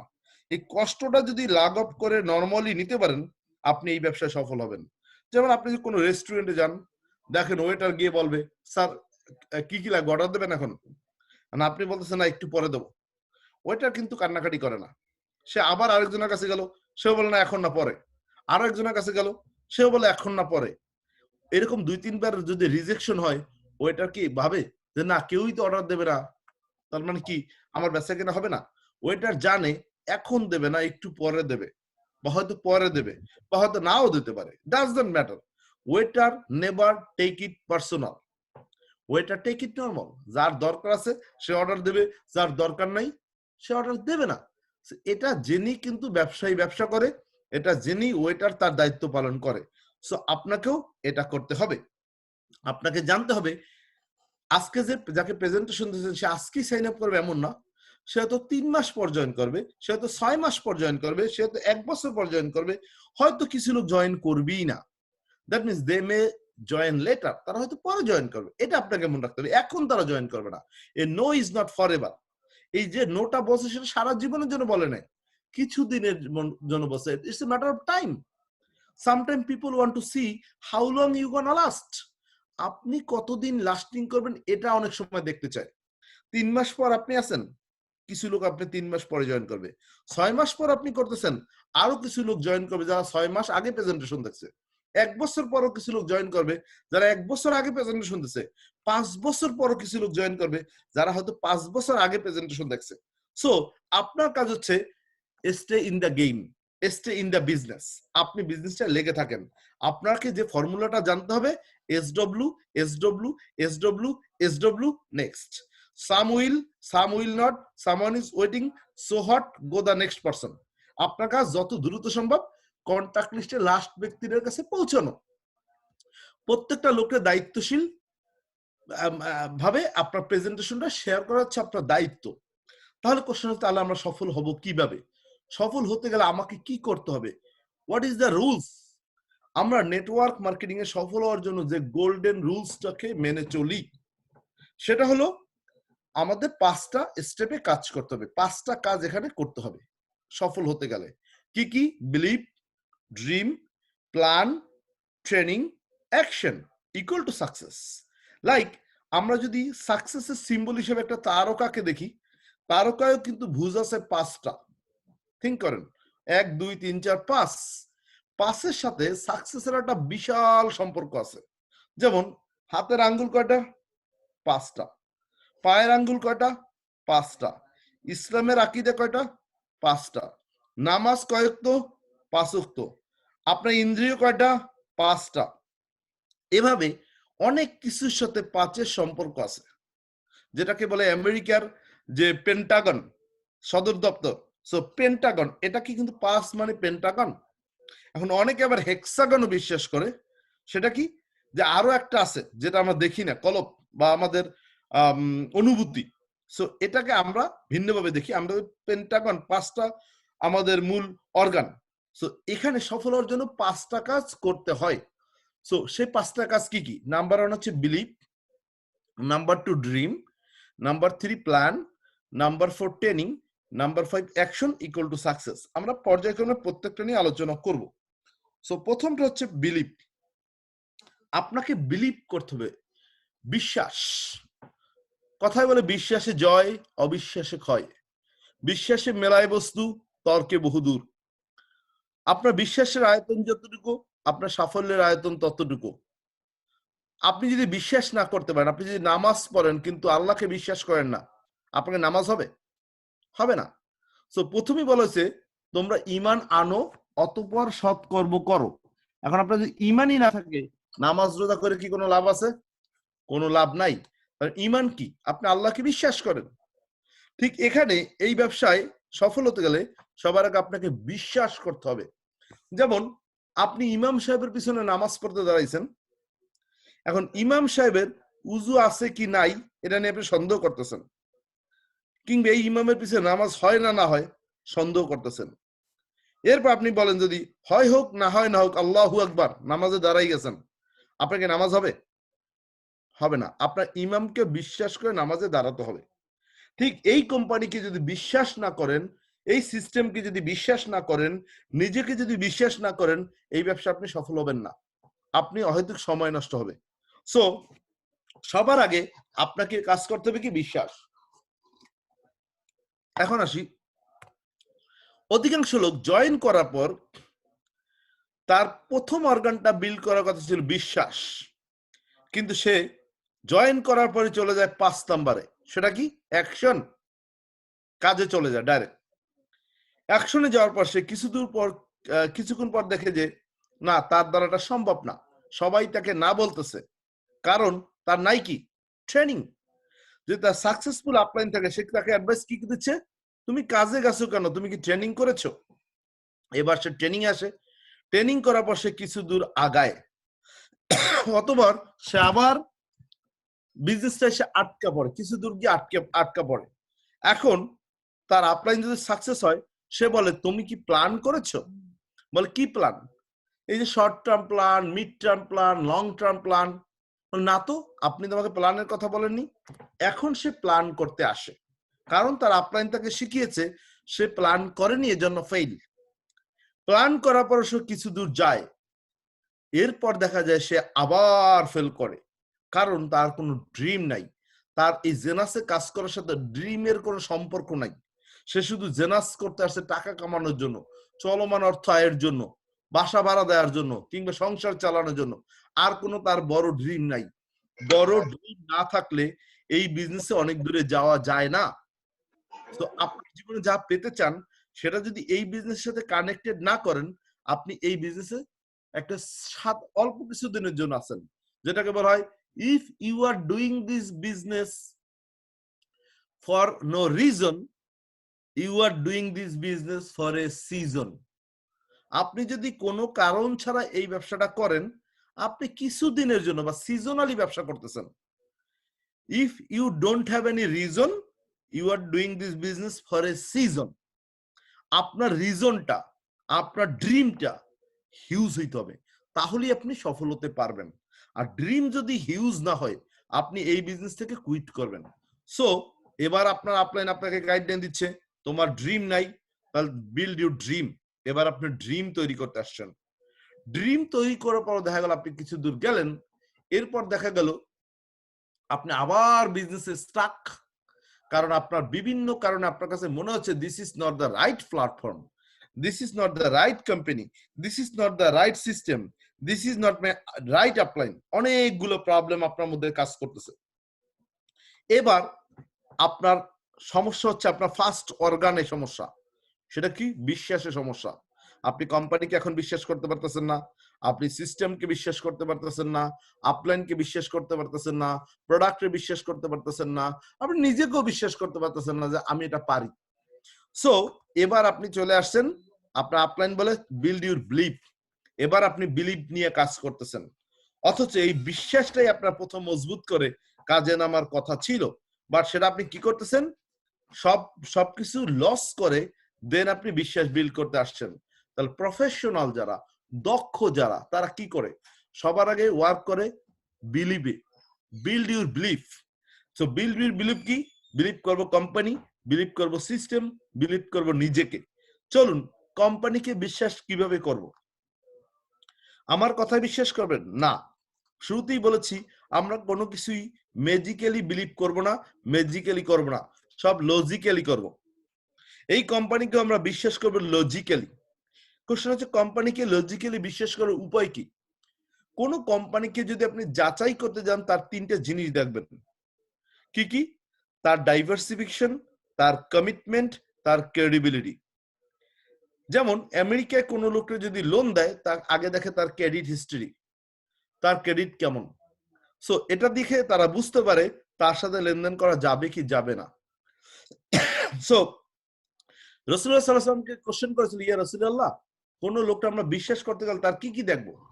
বলে তার তিনটা জিনিস দেখবা। নাম্বার 1, তার কথা কাজে মিল আছে কিনা। নাম্বার 2, সে আমানত খেয়ানত করে কিনা। নাম্বার 3, সে ওয়াদা ভঙ্গ করে কিনা। এই তিনটা জিনিস যদি দেখো ঠিক আছে, তাহলে তুমি তাকে বিশ্বাস করতে পারো। আমাদের এখানেও আপনার তিনটা জিনিস দেখতে হবে কোম্পানিকে বিশ্বাস করার জন্য। নাম্বার 1 হচ্ছে ডাইভার্সিফিকেশন, যে কোম্পানি দিন দিন পয়সা লাভ করেছে কিনা। নাম্বার 2 হচ্ছে তার কমিটমেন্ট, সে আমাদের যেটা কমিটমেন্ট করেছে সেটা সে রেখেছে কিনা। নাম্বার 3, তার ক্রেডিবিলিটি এখন বেড়েছে না কমেছে। Number 1, diversification. ডাইভার্সিফিকেশন মানে প্রসার। কোন একটা ব্যবসা যদি ছোট থেকে শুরু করে, দিন দিন যদি সে তার ব্যবসা বাড়ায়, তাহলে তার ব্যবসা কি ভালো না খারাপ? ভালো। তার ব্যবসার আয়তন দেখে আমরা বুঝি তার ব্যবসা খারাপ বা ভালো। ধরেন আমেরিকার ক্ষেত্রে আপনি একটা ডাঙ্কিন ডোনাট নিয়ে ব্যবসা শুরু করেছেন, বছর তিনেকের মধ্যে আপনার 10টা ডাঙ্কিন ডোনাট আছে, সবাই কি বুঝবে? আপনার ব্যবসা ভালো। আপনার একটা গ্যাস স্টেশন আছে, কয়েকদিনের মধ্যে আপনি 5টা গ্যাস স্টেশনের মালিক, আপনার ব্যবসা ভালো। ঠিক বাংলাদেশের ক্ষেত্রে আপনার অফিসটা একটু ছোট ছিল, এখন আপনি বড় একটা অফিস নিয়েছেন, ব্যবসা ভালো। কিংবা আপনার নিজস্ব একটা ফ্লোর কিনে ফেলেছেন, ব্যবসা ভালো। বিভিন্ন কারণে যে ব্যবসা করে সে আগে একটা নরমাল গাড়ি চালাইতো, এখন লাক্সারিয়াস একটা গাড়ি চালায়। আগে যেভাবে চলতো এখন তার চেয়ে আরো অনেক ভালো চলে। তার প্রত্যেকটা জিনিস পরিবর্তন। এটা দেখে আমরা সাধারণ সেন্সে বুঝি তার ব্যবসা কিরকম। That is called diversification. দিন দিন তার প্রসার হচ্ছে, উন্নতি হচ্ছে কিনা এটা দেখে আমরা বুঝি। এখন আমরা জেনাস গ্লোবালের সাথে কানেক্ট করি। জেনাস গ্লোবাল 10 বছর আগে ব্যবসা শুরু করেছে। 10 বছরের মধ্যে ওয়ার্ল্ডের 155টা দেশে তার শাখা ওপেন করতে সক্ষম হয়েছে। তার মানে এই ব্যবসা খারাপ না ভালো? ডেফিনেটলি ভালো। প্রতি বছরই একটা, দুইটা, তিনটা, চারটা করে দেশ ওপেন করে। 10 বছরে 155টা। থিঙ্ক অ্যাবাউট ইট, গড়ে প্রতি বছর 15টা দেশ ওপেন করেছে। তো এভাবে যে তারা ওপেন করেছে বিকজ অফ তাদের ব্যবসা ভালো, এজন্যই তারা ওপেন করেছে।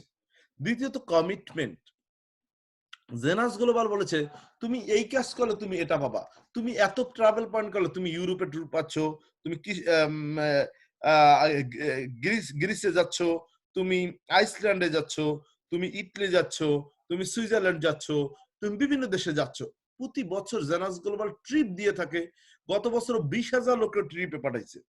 দ্যাট মিনস কোম্পানি বলছে তুমি এটা করলে তোমাকে আমি ভ্যাকেশন দিচ্ছি, তুমি এতটুকু কাজ করে 2 জনকে স্পন্সর করে তুমি এক্সিকিউটিভ, তুমি 8 জনকে স্পন্সর করলে বা 4 জনকে এক্সিকিউটিভ বানালে তুমি জেড। আমরা যখন এই কাজটা করি সাথে সাথে আমাদের পদমর্যাদা আপগ্রেড হয় কিনা? হয়।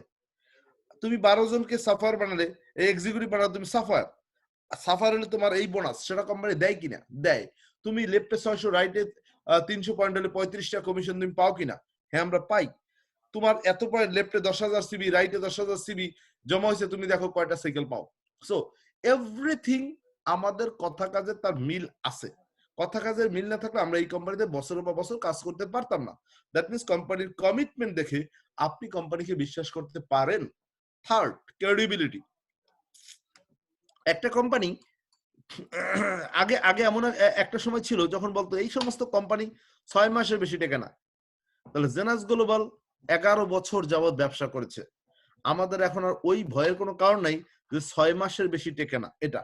তার মানে জেনাস গ্লোবাল সেই সাধারণত মোস্ট অফ দা কোম্পানি যদি 5 বছর টিকে যায় তাহলে কোনো এক্সিডেন্ট না হলে এই কোম্পানি বন্ধ হওয়ার আর কোনো কারণ নাই বিজনেসগত দিক থেকে।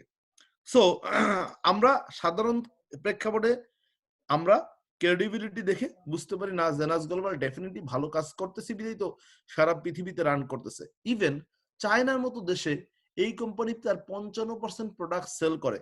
যেখানে চাইনিজরা সারা পৃথিবীতে প্রোডাক্ট রপ্তানি করে, সেখানে জেনাস গ্লোবাল চায়নায় প্রোডাক্ট বিক্রি করে এবং সেটা 55%। এবং জেনাস গ্লোবালের সবচেয়ে বেশি আর্নার এখন পর্যন্ত চায়না থেকে। প্রায় 100-এরও বেশি ডায়মন্ড আছে এখন চায়নায়। থিঙ্ক অ্যাবাউট ইট, একটা কোম্পানি যেখানে চাইনিজরা সারা পৃথিবীতে প্রোডাক্ট রপ্তানি করে, সেখানে জেনাস গ্লোবাল চায়নায় গিয়ে রাজত্ব করতেছে। American company, think about it, কতখানি পাওয়ারফুল হইলে কোম্পানিটা করতে পারে। সো এটা দেখে আমরা এই কোম্পানিকে বিশ্বাস করতে পারি। এবার সে সিস্টেম কি বিশ্বাস কেন করব? কারণ এই সিস্টেমটা আপনি যদি হিস্ট্রি দেখেন তাহলে বুঝবেন যে না, এটা যেন তেন কোনো সিস্টেম না বা 2-5 বছরের সিস্টেম না, এটা দীর্ঘদিনে প্রতিষ্ঠিত একটা সিস্টেম। সিস্টেমটা যদি আমরা অ্যানালাইজ করি কবে থেকে আসছে, তাহলে আমরা দেখতে পাই ডক্টর কার্ল রেইনবোর্গ নামে এক কেমিস্ট মূলত এই সিস্টেমটাকে আবিষ্কার করেছেন 1940-41 সালে। এই তথ্যগুলো কোথায় পাওয়া যায়?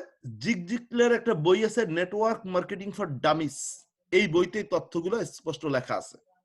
সো এই সিস্টেমটা 1940-41 সালে।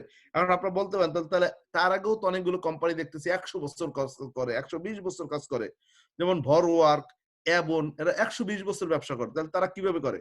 তারা প্রথমে আসছিল ট্রেডিশনাল সিস্টেমে, এরপর তারা নেটওয়ার্ক সিস্টেমে কনভার্ট হয়েছে। সো এরকম অনেক কোম্পানি পাবেন যারা আগে ট্রেডিশনালের পায়োনিয়ার ছিল, পরে দেখছেন না আমাদের নেটওয়ার্ক আসা উচিত। যেমন অনেক লেনদেনই কিন্তু আগে অফলাইন হইতো, এখন অনলাইনে চলে আসছে। আস্তে আস্তে তারা আপগ্রেড করেছে। আগে মোবাইল যেরকম ছিল, এখন মোবাইল অনেক আপগ্রেড না, বিজনেসেরও তারা একটা আপগ্রেড ভার্সনে নিয়ে আসছে। সো এমন আপগ্রেড করেছে, ভরওয়ার্ক আপগ্রেড করেছে, এরকম অনেকগুলো কোম্পানি আছে। বাট সিস্টেমটা 1940-41 সালে আমেরিকার ক্যালিফোর্নিয়ায় ডক্টর কার্ল রেইনবোর্গের আবিষ্কৃত একটি মেডিসিনকে কেন্দ্র করে আবিষ্কৃত হয়েছিল। মেডিসিন না, ফুড সাপ্লিমেন্টকে কেন্দ্র করে আবিষ্কৃত হয়েছিল। যে প্রোডাক্টের নাম হচ্ছে নিউট্রিলাইট, এটা এখন অ্যামওয়ে কর্পোরেশন বিক্রি করে। সো 1940-41 সালে এই সিস্টেমটা আবিষ্কৃত হয় আমেরিকার ক্যালিফোর্নিয়ায়। 1958 সালে এটা ইউএস কংগ্রেসে বৈধতার স্বীকৃতি পায়। তারপর থেকে সারা বিশ্বে বর্তমানে প্রায় 170টারও বেশি দেশে এই সিস্টেমে ব্যবসা চলে। প্রায় 14,000 কোম্পানি এই সিস্টেমে বর্তমানে ব্যবসা করে এবং $178 বিলিয়ন এই মুহূর্তে ইয়ারলি রেভিনিউ জেনারেট করে এই সিস্টেম, নেটওয়ার্ক মার্কেটিং সিস্টেম। এই সিস্টেমে বর্তমানে 93 মিলিয়ন পিপল এই সিস্টেমের সাথে কাজ করে এবং আমেরিকায় তথা সারা বিশ্বে প্রতি 5 জন নিউ মিলিয়নিয়ারের একজন আসে এই ইন্ডাস্ট্রি থেকে। প্রতি 5 জন উমেন এন্টারপ্রেনার যারা মাসে $100,000 বা $1 লক্ষ ইনকাম করে, তাদের 4 জনই আসে এই ইন্ডাস্ট্রি থেকে। 5 জন মহিলার মধ্যে 4 জনই আসে নেটওয়ার্ক মার্কেটিং থেকে। তো চিন্তা করে দেখেন, মহিলাদের জন্য best way to work in network marketing, কারণ মহিলাদের এত ভালো আয় করার আর কোনো সুযোগ নাই। কারণ ইচ্ছা মতো সময় তারা কাজটা করতে পারে, ইভেন তারা তাদের বাসায় বসেও কাজটা করতে পারে। That's why this is a perfect place to work for women. So এটা হচ্ছে নেটওয়ার্ক মার্কেটিং সিস্টেম। এই সিস্টেমের আরেকটা মার্কেটিং, এই সিস্টেমে আরেকটা নাম হচ্ছে হোম বেস বিজনেস, এর আরেকটা নাম হচ্ছে অনলাইন মার্কেটিং, এর আরেকটা নাম হচ্ছে মাল্টি লেভেল মার্কেটিং। বর্তমানে সারা বা ডাইরেক্ট মার্কেটিং, সারা বিশ্বে বর্তমানে নেটওয়ার্ক মার্কেটিং বা মাল্টি লেভেল মার্কেটিং নামে বেশি পরিচিত। যেভাবেই হোক না কেন, আমরা মূলত সিস্টেমটাকে বিশ্বাস করি। কেন? কারণ এর পিছনে একটা হিউজ স্ট্রেংথ আছে, এস্টাবলিশমেন্ট আছে। এটা উড়ে এসে জুড়ে বসা কোনো সিস্টেম না, দীর্ঘদিনে প্রুভেন মেথড। আমেরিকার কংগ্রেসে এসে ভোটাভুটির মাধ্যমে এই সিস্টেম বিজয় লাভ করেছে, ইউকে পার্লামেন্টে ভোটাভুটির মাধ্যমে বিজয় লাভ করেছে। এরকম অসংখ্য দেশে এই সিস্টেম নিয়ে ভোটাভুটি হয়েছে। কারণ আমরা জানি কংগ্রেসে বা সিনেটে বিল পাস করার পরই কোনো জিনিস অনুমোদন হয়, এটা নিয়েও বিল পাস করে অনুমোদন দেওয়া হয়েছে এবং এফটিসি, ফেডারেল ট্রেড কমিশন, এটাকে প্রতিনিয়ত নিয়ন্ত্রণ করে এবং প্রত্যেকটা কোম্পানিরই একটা ইন্ডিভিজুয়াল কমপ্লায়েন্স ডিপার্টমেন্ট থাকে। কমপ্লায়েন্স ডিপার্টমেন্ট এই কোম্পানির যারা নিয়ম পরিপন্থী কাজ করে তাদেরকে অলওয়েজ পানিশমেন্ট দেয় বা টার্মিনেট করে। যেমন আপনি যদি ফেসবুকে একটা পোস্ট দেন জেনাস গ্লোবাল নিয়ে, আপনার ফেসবুকে অ্যাকাউন্টটা ওপেন করেছেন জেনাস গ্লোবাল নামে, আপনার আইডিটা কোম্পানি সাসপেন্ড করে দেবে সাথে সাথে। আপনি জেনাস গ্লোবাল নিয়ে যদি এমন কোনো দেন, যেমন এটা ফুড সাপ্লিমেন্ট প্রোডাক্ট, আপনি মেডিসিন প্রোডাক্ট হিসেবে ক্লেম করতেছেন, আপনার কোম্পানি আপনার আইবিও শাটডাউন করতে পারে। আপনারা যখনই একটি সাইকেল করবেন তখন আপনাদের একটা কমপ্লায়েন্স টেস্ট দিতে হবে, ওই টেস্টে আপনাদের পাস করতে হবে। ওই টেস্টে সব নিয়ম কানুনগুলো বলা আছে। ইয়েস, আপনি এই টেস্ট আগেও দিতে পারেন। আপনার ব্যাক অফিসে লগ ইন করলে নিচে দেখবেন ট্রেনিং, সেখানে ট্রেনিং করতে হবে। বাট এক সাইকেলের পর সকল কমিশন আপনাকে হোল্ড করে দেবে যদি এই ট্রেনিং আপনি পাস না করেন। So be careful about the compliance test. আমরা প্রত্যেকটা লোককে এই টেস্টটা দেখাবো যেন তারা কি করতে পারবে কি করতে পারবে না। যেমন আপনি বলতে পারবেন না যে আমি এখান থেকে একটা $10,000 একটা বাসায় আমি ভাড়া থাকি, যেহেতু আমি জেনাসের এই পজিশনে আছি। আপনি বলতে হবে by putting my hard work, বা আমি অনেক পরিশ্রম করে এখানে এখন এরকম একটা লাইফে আসতে সক্ষম হয়েছি। প্রত্যেকটা ক্ষেত্রে আপনার পরিশ্রম এবং হার্ড ওয়ার্ক যোগ করতে হবে, কারণ প্রত্যেকটা লোক এই জায়গাটা অনেক পরিশ্রম এবং হার্ড ওয়ার্কের মাধ্যমে যে কোনো লোক এখানে আসবে এমন কোনো গ্যারান্টি নাই। সো এই ইন্ডাস্ট্রি এই জিনিসটা আগে প্রোটেক্ট করে কাস্টমার রাইট। সো আপনাকে এই জিনিসগুলো সম্পর্কে সচেতন থাকতে হবে এবং এই সিস্টেমে আপনাকে সিস্টেমটা ফলো করতে হবে, কোনো রং সিস্টেম অ্যাপ্লাই করা যাবে না। থার্ডলি, আপনার বিলিভ করতে হবে আপনার নিজেকে বিশ্বাস করা হচ্ছে পৃথিবীর সবচেয়ে কঠিন কাজ। কারণ আমরা প্রতিনিয়ত আমরা কনফিডেন্ট লুজ করি। কেন কনফিডেন্ট লুজ করি? বিকজ অফ আমাদের প্রি অকুপাইড আইডিয়া, পূর্বের ভ্রান্ত ধারণা, পূর্বের অনেক ধরা খাওয়ার হিস্ট্রি আমাদের কনফিডেন্সকে ডাউন করেছে। আমরা মনে করি এটা আমার পক্ষে সম্ভব না, এটা অমুকের পক্ষে সম্ভব। ডায়মন্ড, এটা আমার পক্ষে সম্ভব না, রানাবাইয়ের পক্ষে সম্ভব হয়েছে, কেলভিনের পক্ষে সম্ভব হয়েছে, টডের পক্ষে সম্ভব হয়েছে, এটা আমার পক্ষে সম্ভব না। আপনাকে কি বিশ্বাস করতে হবে nobody is genius in the world, people become genius by practice. Nobody genius in the world, people become genius by practice. আমরা যে জন্য জানি বলতে বলতে বক্তা, গাইতে গাইতে গাহেন, এরকম কথাগুলো আমরা শুনেছি। প্রত্যেকটা লোক, একজন আনারি লোক বা অর্ডিনারি পিপল এই ইন্ডাস্ট্রিতে এসে এক্সট্রা অর্ডিনারি পিপলের রূপান্তর হয়, পার্সনের রূপান্তর হয়, কারণ এই ইন্ডাস্ট্রি তাকে দ্বারা প্র্যাকটিস করায়। যেমন আমরা প্রতিটা সেশনের পর কিছু লিডারদের ডাকি। কেন ডাকি? সে বক্তব্য প্র্যাকটিস করুক, সে বলাটা প্র্যাকটিস করুক। সো বলতে বলতে আমরা প্রত্যেকটা লোক বক্তা হয়ে যাই। এখানেও আপনাকে বুঝতে হবে, আপনি কোনো জিনিসই পারেন না যদি আপনি না শেখেন। আপনি সবকিছুই পারেন যদি আপনি শেখেন। যেমন ছোটবেলা আপনি হাঁটতে জানতেন না, কথা বলতে জানতেন না, লিখতে জানতেন না, সাঁতার কাটতে জানতেন না, সাইকেল চালাতে জানতেন না, গাড়ি ড্রাইভ করতে জানতেন না। প্রত্যেকটা কাজ আপনি শিখেছেন, তাই পেরেছেন। কোনো কিছুই আপনি পারেন না যদি না শেখেন। এখন আপনারা যদি প্রথম হাঁটার কথা মনে করেন, আপনার যদি যারা বাবা হয়েছেন তারা তাদের বাচ্চারা কিভাবে হাঁটা শিখিয়েছেন মনে করেন, তাই আপনি বুঝবেন। কিংবা আপনি নিজেরই ছোটবেলা হাঁটার কথা আপনি চিন্তা করেন, কতবার আপনি পড়ে গেছেন, বাট আপনি শিখেছেন, পেরেছেন। প্রথমবারই আপনি হাঁটতে পারেননি। যদি সাইকেল চালানোর কথা মনে করেন, তাহলে আপনি দেখবেন সাইকেল চালাতে গিয়ে আপনি কতবার পড়ে গেছেন। সো কিন্তু আপনি লেগেছিলেন না শেখার আগ পর্যন্ত, এজন্য আপনি পেরেছেন। সাঁতার কাটতে গেলে আপনি মনে করে দেখেন কতবার আপনি পানি খেয়েছেন কিংবা পারেন নাই। আমার মনে আছে আমি নারিকেল দিয়েও সাঁতার কাটা শিখছি। 2টা নারিকেল একত্রে জোড়া দিয়ে পুকুরে সাঁতার কাটা শিখেছি। আবার অনেক সময় মা পেটে নিচে হাত দিয়ে সাঁতার কাটা শেখাইছে, আবার ছেড়ে দিছে, কিন্তু কখনোই ছেড়ে দিতে এটা চাইতাম না, কিন্তু না ছেড়ে দিলে তো পারতাম না। সো ছেড়েও দেবে, এটা একটা পার্ট। এই বিজনেসে আমরা অনেক লিডারকে কিছুদিন পর ছেড়ে দিই, দেখি সে পারে কিনা, নইলে সে কখনোই নিজের উপর নির্ভরশীল হবে না। সো শেখাবো, ছেড়েও দেবো, আবার শেখাবো, আবার ছেড়ে দেবো। এটা আপনাকে আগ থেকেই জেনে রাখতে হবে, it's a part of our business. So যখন ছেড়ে দেবো তখন যেন কেউ ভয় না পান। যেমন আমাদের জসিম ভাইরে যখন ছেড়ে দেই, জসিম ভাই মনে করে আমি গেছি, বাট তাকে জানতে হবে it's a part of our business. So আপনাকে ছেড়েও দেবো, আবার ধরবো। দূর থেকে তাকাইয়েছি, আপনার মা আপনাকে সাঁতার কাটতে দিছে, ছেড়ে দিয়ে সে তাকাইয়েছে না ডুবলে আবার উঠবো, কিন্তু সে জানে না ডুবলে আপনি শিখতে পারবেন না। সো এখানে it's a part of your business. So আপনাকে যেভাবে আপনি সাঁতার শিখেছেন, যেভাবে সাইকেল চালানো শিখছেন, সাইকেল যে চালানো আপনাকে শিখাইছে, প্রথম ধাক্কা দিছে, আপনি কিছু দূর প্যাডেল মারছেন, আবার ছেড়ে দিছে, দাপাস করে পড়ে গেছেন, আবার ধাক্কা দিছে, আপনি সাইকেল চালাচ্ছেন চালাচ্ছেন চালাচ্ছেন, সে ধাক্কা দিছে, চালাচ্ছেন, যেই ছেড়ে দিল পিছনে ফিরে দেখেন নাই, দাপাস করে পড়ে গেছেন। কারণ সে ধাক্কা দিলে পারেন, ধাক্কা না দিলে পারেন না, কিন্তু সে কিন্তু আপনাকে ছেড়ে দেবে। এটা আপনাকে জেনে রাখতে হবে এবং ছেড়ে দেওয়াকে ওয়েলকাম জানাতে হবে।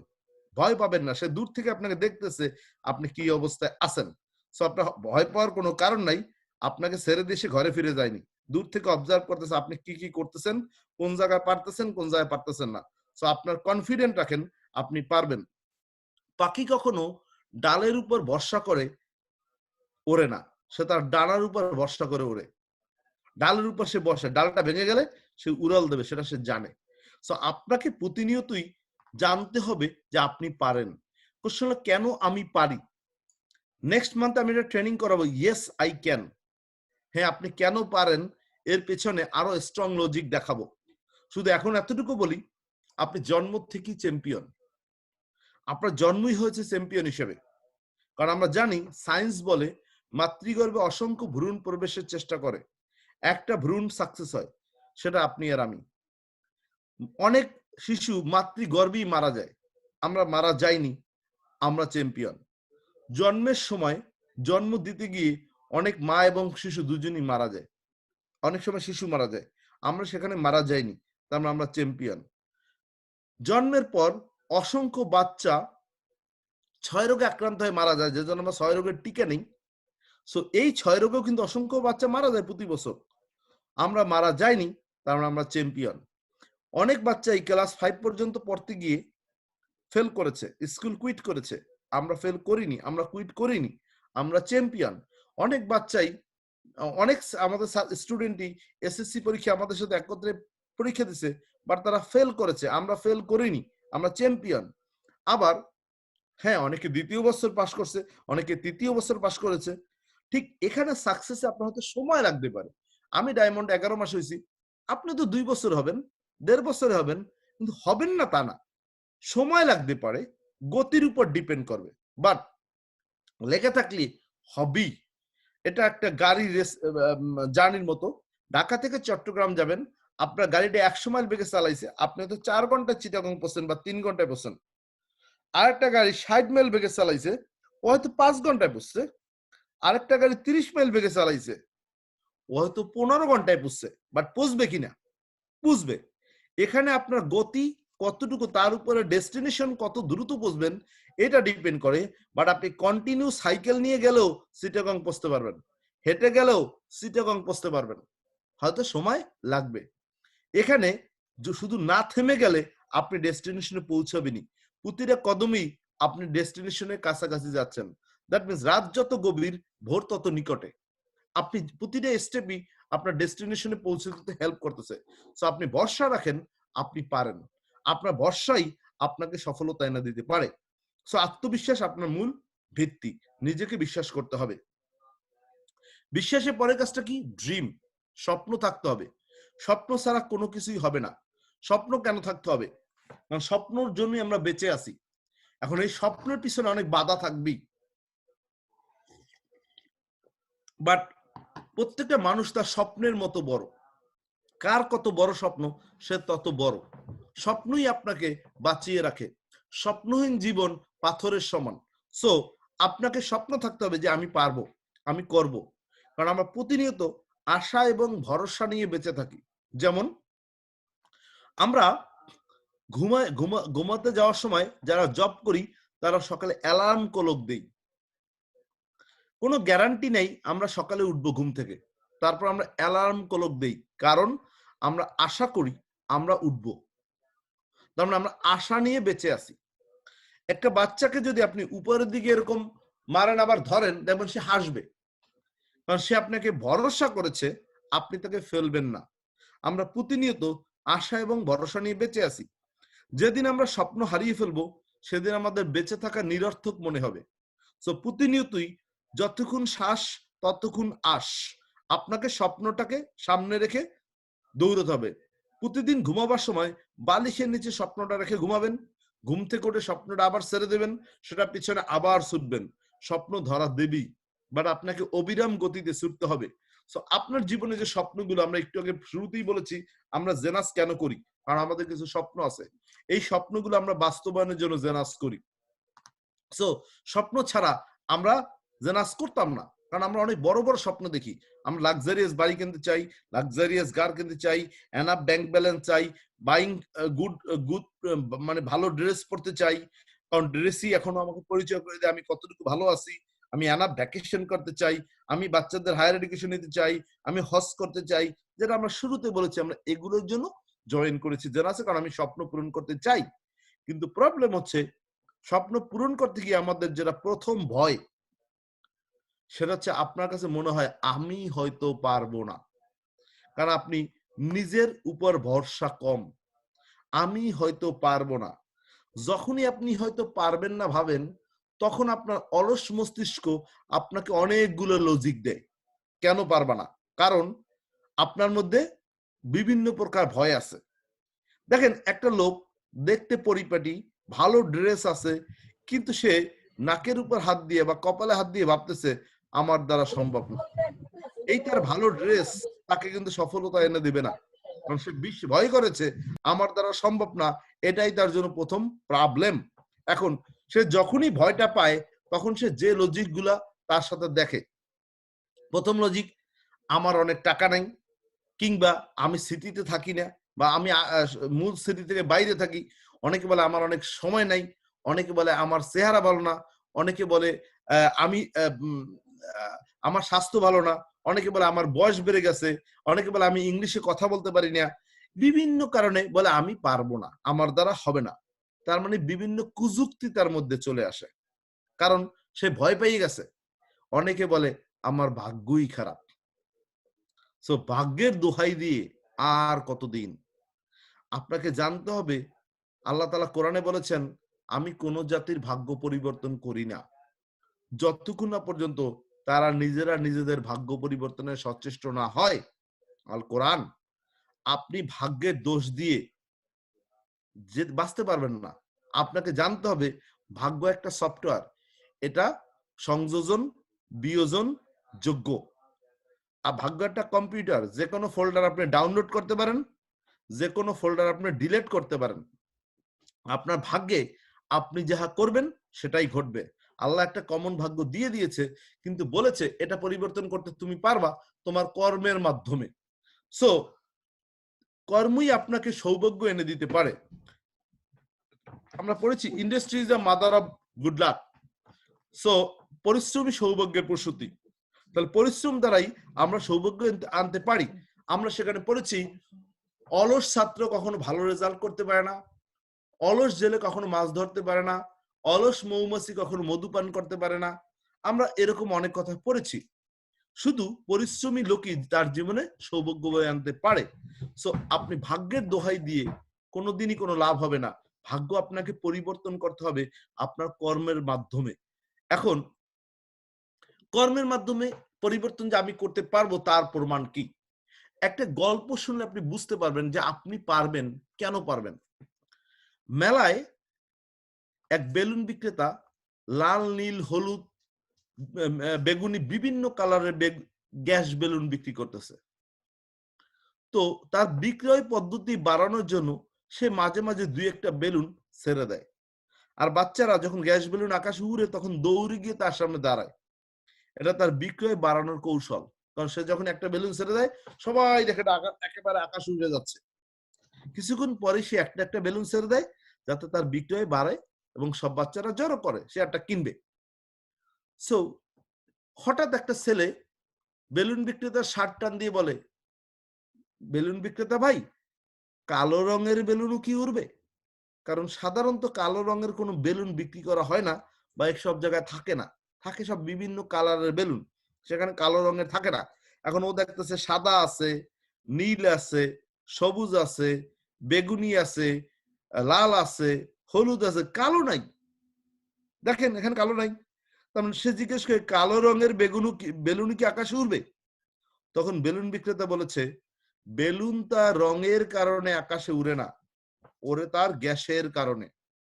আমরা প্রত্যেকটা লোক এরকমের একটা কালার বেলুন, শুধু আমরা এর মধ্যে গ্যাস কতখানি ভরবো তার উপরে আমরা উড়বো না সেটা ডিপেন্ড করবে। প্রত্যেকটা লোক একটা কালো রঙের বেলুন, একটা রঙিন বেলুন, প্রত্যেকটা একটা রঙিন বেলুন, শুধু আপনি এর মধ্যে গ্যাস ভরেন। এখন গ্যাস কি? ইনফরমেশন। আপনি সফল হতে চান? হ্যাঁ চাই। আপনি সাইজে কতটুকু, সাদা না কালো, কোন বংশে জন্মগ্রহণ করেছেন, কত টাকার মালিক, এটা কখনোই সফলতার জন্য কারণ নয়। কারণ হচ্ছে আপনার মধ্যে গ্যাস। আপনি কতটুকু যোগ্য। পৃথিবীতে লোকের কোনো অভাব নাই, যোগ্য লোকের যথেষ্ট অভাব। আর যোগ্য লোকরাই সারা পৃথিবীটাকে চালায়। শুধু আপনাকে যোগ্য হতে হবে। গ্যাস যেটাকে বলেছি, আপনাকে যোগ্যতা অর্জন করতে হবে। যোগ্যতা অর্জন করলেই সারা পৃথিবী সব আপনার নিয়ন্ত্রণে চলে আসবে। আর যোগ্যতা না অর্জন করলে সারা পৃথিবী আপনাকে নিয়ন্ত্রণ করবে। সো আপনি চয়েস করেন, সারা পৃথিবী নিয়ন্ত্রণ করবেন না নিয়ন্ত্রণ হবেন। নিয়ন্ত্রণ যদি করতে চান, যোগ্যতা অর্জন করুন। সকল প্রশিক্ষণের উদ্দেশ্য আপনাকে যোগ্য করে তোলা। এই বিষয়ে সফল হতে গেলে যতখানি যোগ্যতা আপনার অর্জন করা দরকার ততখানি প্রশিক্ষণই আমরা আপনাকে দেব পর্যায়ক্রমে। ক্লাস 1 এর বাচ্চাকে কিন্তু ক্লাস 5 এর পড়ানো হয় না, কিংবা এসএসসি পড়ানো হয় না। এখানে যারা বিগিনার তারা কিন্তু বেসিক ট্রেনিং দেখতেছেন। এরপর বিভিন্ন ধাপের ট্রেনিং কিন্তু আমরা পর্যায়ক্রমে করাবো। এরপর স্পেশাল অ্যাডভান্স ট্রেনিং করাবো, বিভিন্ন Sapphire and above training, Ruby and above training, Emerald and above training, বিভিন্ন লেভেলের ট্রেনিং করাবো বিভিন্ন লোকদের জন্য পর্যায়ক্রমে। সবার জন্য একই ট্রেনিং হবে না। এক্সিকিউটিভ ট্রেনিং, বিভিন্ন প্রকার ট্রেনিং থাকবে, jade training, pearl training, sapphire training, সকল ডিস্ট্রিবিউটরের জন্য ভিন্ন ভিন্ন ট্রেনিং থাকবে। ভিন্ন ভিন্ন তাদের কোড দেওয়া হবে, যেটা অন্য কাউকে অ্যালাউ করা হবে না। পাসওয়ার্ড থাকবে, অ্যাকসেপ্ট করবো ওটা দেখে। সো মেসেজটা হলো আপনাকে আপনার জন্য যোগ্য হইতে হবে, যোগ্য করার জন্য আমাদের এই প্রয়াস। এখন আসেন আমরা কি তাহলে লাইকে কালার বেলুন, আমরা একটা কালার বেলুন, আর আমাদের এখন কি করতে হবে, গ্যাস ভরতে হবে। দেখেন আপনারা হয়তো এই বইটার নাম শুনেছেন থিঙ্ক অ্যান্ড গ্রো রিচ। আমি অনেকেরই বলছি এই বইটা আপনারা কিনেন, থিঙ্ক অ্যান্ড গ্রো রিচ। এখন আমাকে অনেকেই বলছেন ভাই থিঙ্ক অ্যান্ড গ্রো রিচটা কেন কিনবো? এটা একসময় আমেরিকার সবচেয়ে বেশি বিক্রিত বই, যেখানে লেখা আছে over 15 million copy sold world wide. 15 million বই বিক্রি হয়েছে এটা, 15 মিলিয়ন। Think about it. এই বইয়ের লেখক নেপোলিয়ন হিল আমেরিকার 500 বড় বড় ধনীদের সাক্ষাৎকার নিয়েছেন।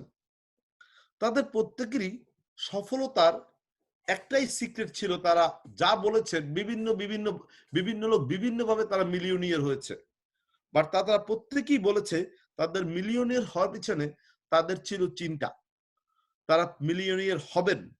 এই চিন্তা করে তারা এক একজন এক একভাবে মিলিয়নিয়ার হয়ে গেছেন, কিন্তু প্রত্যেকেরই সারাংশ এই যে তারা বড় বড় চিন্তা করেছেন এবং বড় চিন্তার মাধ্যমেই তারা সফল হয়েছেন। যারা থিঙ্ক অ্যান্ড গ্রো রিচ বইটা পড়বেন তারা দেখবেন সেখানে অনেক বড় সকল মিলিয়নিয়ারদের সাক্ষাৎকার আছে, কিন্তু প্রত্যেকেরই একটাই কথা, তারা বড় বড় চিন্তা করেছিলেন, এজন্যই তারা মিলিয়নিয়ার হয়েছেন। তার মানে আপনার মিলিয়নিয়ার হতে গেলে বড় বড় চিন্তা করতে হবে। এখন আপনি আমাকে বলেন বড় বড় চিন্তা করলে আপনাকে কে ঠেকায়? একমাত্র ঠেকাচ্ছেন আপনি নিজেকে নিজে। আপনি নিজে মেনে নিতে পারতেছেন না এই চিন্তাটা আমি কেন করতেছি। আপনি চিন্তা করেন না কে আপনাকে ঠেকায়? আপনি চিন্তা করেন আমি 100 মিলিয়নের মালিক হব, এটার পথে বাধা কে? আপনি নিজে। আপনি মানতে পারতেছেন আপনারা মালিক হবেন, কারণ আপনি এখনো সে ততটুকু যোগ্য হননি, এজন্য মনে করতেছেন এটা আমার জন্য না। আচ্ছা মানুষ তো এই যে বড় বড় প্যালেস কেনে, আপনারা নিউ ইয়র্ক আছেন, লং আইল্যান্ডে যাবেন, বিভিন্ন জায়গায় যাবেন, 5 মিলিয়ন 10 মিলিয়ন 20 মিলিয়ন 50 মিলিয়নে বাড়ি আছে না? তাহলে এখানে কি মানুষ থাকে না জিনপুরি থাকে? মানুষই থাকে। তারা থাকে, তাহলে আপনি আমি কেন না? ম্যানহাটনে বড় বড় বিল্ডিং এর কি এক একজন মালিক আছে না? তাহলে আপনি আমি না কেন? কারণ তারা বড় বড় চিন্তা করেছে, এজন্য তারা পেরেছে। তাদের সবার বয়স যে একেবারে 80 বছর হয়েছে তা না, বাবার সম্পত্তি দ্বারা হয়েছে তা না, নিজেরা অ্যাচিভ করেছে। আপনি আসেন ফেসবুকের মালিক মার্ক জাকারবার্গ, বয়স কত? এভাবে আপনি চিন্তা করেন ওয়ারেন বাফেটের বয়স কত? এভাবে আপনি দেখেন বিল গেটসের বয়স কত? তারা তাদের চিন্তা দ্বারা, সম্মোহনী শক্তি দ্বারা এইসব অ্যাচিভ করতে সক্ষম হয়েছে। সো আপনি যদি বড় হতে চান, সবার আগে আপনাকে বড় চিন্তা করতে হবে। বড় চিন্তা করলেই আপনি সফল হতে পারেন। দেখেন মানুষ তো চাঁদেও গেছে, মানুষ কি কোটি টাকার গাড়ি চালায় না? চালায়। তাহলে আপনি আমি কেন পারবো না? কারণ আমরা চিন্তা করতে পারি না। আপনাকে জানতে হবে যে মানুষ জানে সে কোথায় যাচ্ছে, সারা দুনিয়া তাকে পথ ছেড়ে দেয়। যে মানুষ জানে সে কোথায় যাচ্ছে, সারা দুনিয়া তাকে পথ ছেড়ে দেয়। মানুষ তো চাঁদেও গেছে। আপনাকে যদি বলা হয় চাঁদে যাবেন, আপনি কিন্তু থিঙ্কই করতে পারতেছেন না আপনি চাঁদে যাবেন। দ্যাটস ওয়াই আপনি চাঁদে যাচ্ছেন না, কারণ আপনি থিঙ্ক করতে পারতেছেন না। তাহলে প্রত্যেকটা লোক তার থিঙ্কিং এর কারণে, মানুষ তার চিন্তার সমান বড়, সে কত বড় চিন্তা করতে পারে। তো আপনাকে বড় বড় চিন্তা করতে হবে, তাহলে আপনি সফল হতে পারেন। এখন আপনি বলতে পারেন আমি তো অনেকবার ব্যর্থ হয়েছি, আমার দ্বারা কি সফল হওয়া সম্ভব? দেখেন পৃথিবীর প্রত্যেকটা বড় বড় ধনী যারা, বড় বড় সফল পার্সন, তারা সবাই অনেকবার ব্যর্থ হয়েছেন। আপনারা যদি আমেরিকার প্রেসিডেন্ট আব্রাহাম লিঙ্কন, একসময় সবচেয়ে সর্বকালের সর্বশ্রেষ্ঠ প্রেসিডেন্ট আমেরিকার, আপনি যদি আব্রাহাম লিঙ্কনের জীবনে দেখেন, তাহলে আপনি দেখবেন আব্রাহাম লিঙ্কন কতবার ব্যর্থ হয়েছে। আব্রাহাম লিঙ্কন 21 বছর বয়সে ব্যবসায় ক্ষতিগ্রস্ত হন, 22 বছর বয়সে আইনসভার নির্বাচনে পরাস্ত হন, 24 বছর বয়সে ব্যবসা আবার ক্ষতিগ্রস্ত হন, 26 বছর বয়সে তার স্ত্রী মারা গেছেন, 34 বছর বয়সে কংগ্রেসের নির্বাচনে পরাস্ত হন, 45 বছর বয়সে সাধারণ নির্বাচনে পরাস্ত হন, ব্যর্থ হন, 47 বছর বয়সে ভাইস প্রেসিডেন্ট হওয়ার চেষ্টা ব্যর্থ হন, 49 বছর বয়সে সিনেটর নির্বাচনে ব্যর্থ হন, এবার সর্বশেষে 52 বছর বয়সে প্রেসিডেন্ট নির্বাচিত হন। তিনি একটা কথা বলতেন, পরাজয় মানেই সমাপ্ত নয়, যাত্রা একটু দীর্ঘ হওয়া মাত্র। পরাজয় মানেই সমাপ্ত নয়, যাত্রাপথ একটু দীর্ঘ হওয়া মাত্র। আমাদের অনেকেই বলে ভাই অমুক কোম্পানিতে আমি কাজ করছি, আমি ফেল করছি, আমার দিয়ে হবে না। ভাই 5টা কোম্পানিতে গেছি, কোথাও সফল হইনি। আপনার হয়তো সাকসেস একটু বিলম্বিত হচ্ছে, কাজ কিন্তু শেষ হয়নি। You are on the right track. এভাবেই প্রত্যেকটা লোকই বহুবার পরাজিত হয়েই সফল হয়। প্রত্যেকটা নেটওয়ার্কারই অনেক জায়গায় হোঁচট খেয়ে ঘুরে দাঁড়ায়, কোনো এক জায়গায় গিয়ে লাইফে সেট হয়। আপনাকে শুধু অবিরাম প্রচেষ্টা করতে হবে। যারা অনেকবার অনেক কোম্পানি জয়েন করে ফেল করেছেন, তাদের কাছে আমার বক্তব্য হচ্ছে আপনি আপনার প্রচেষ্টা চালিয়ে যান, কোনো না কোনো জায়গায় আপনি গিয়ে ঠিকই সফল হবেন। সো আপনাকে কন্টিনিউ কাজটা করতে হবে, এটাই হচ্ছে আপনার জন্য মূল মেসেজ।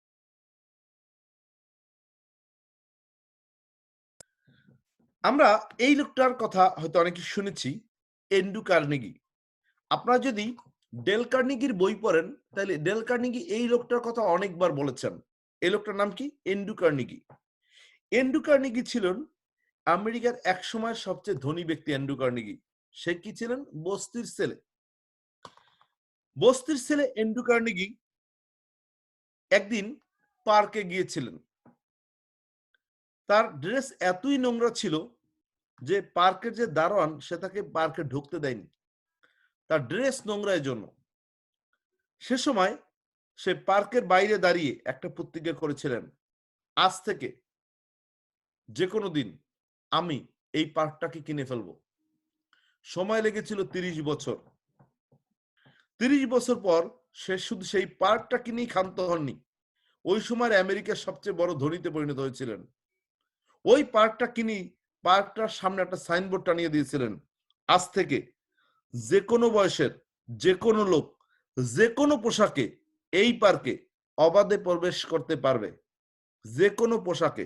কারণ পোশাকের কারণে সেই পার্কে প্রবেশ করতে পারেননি, এজন্য পোশাককে সে উন্মুক্ত করে দিছে।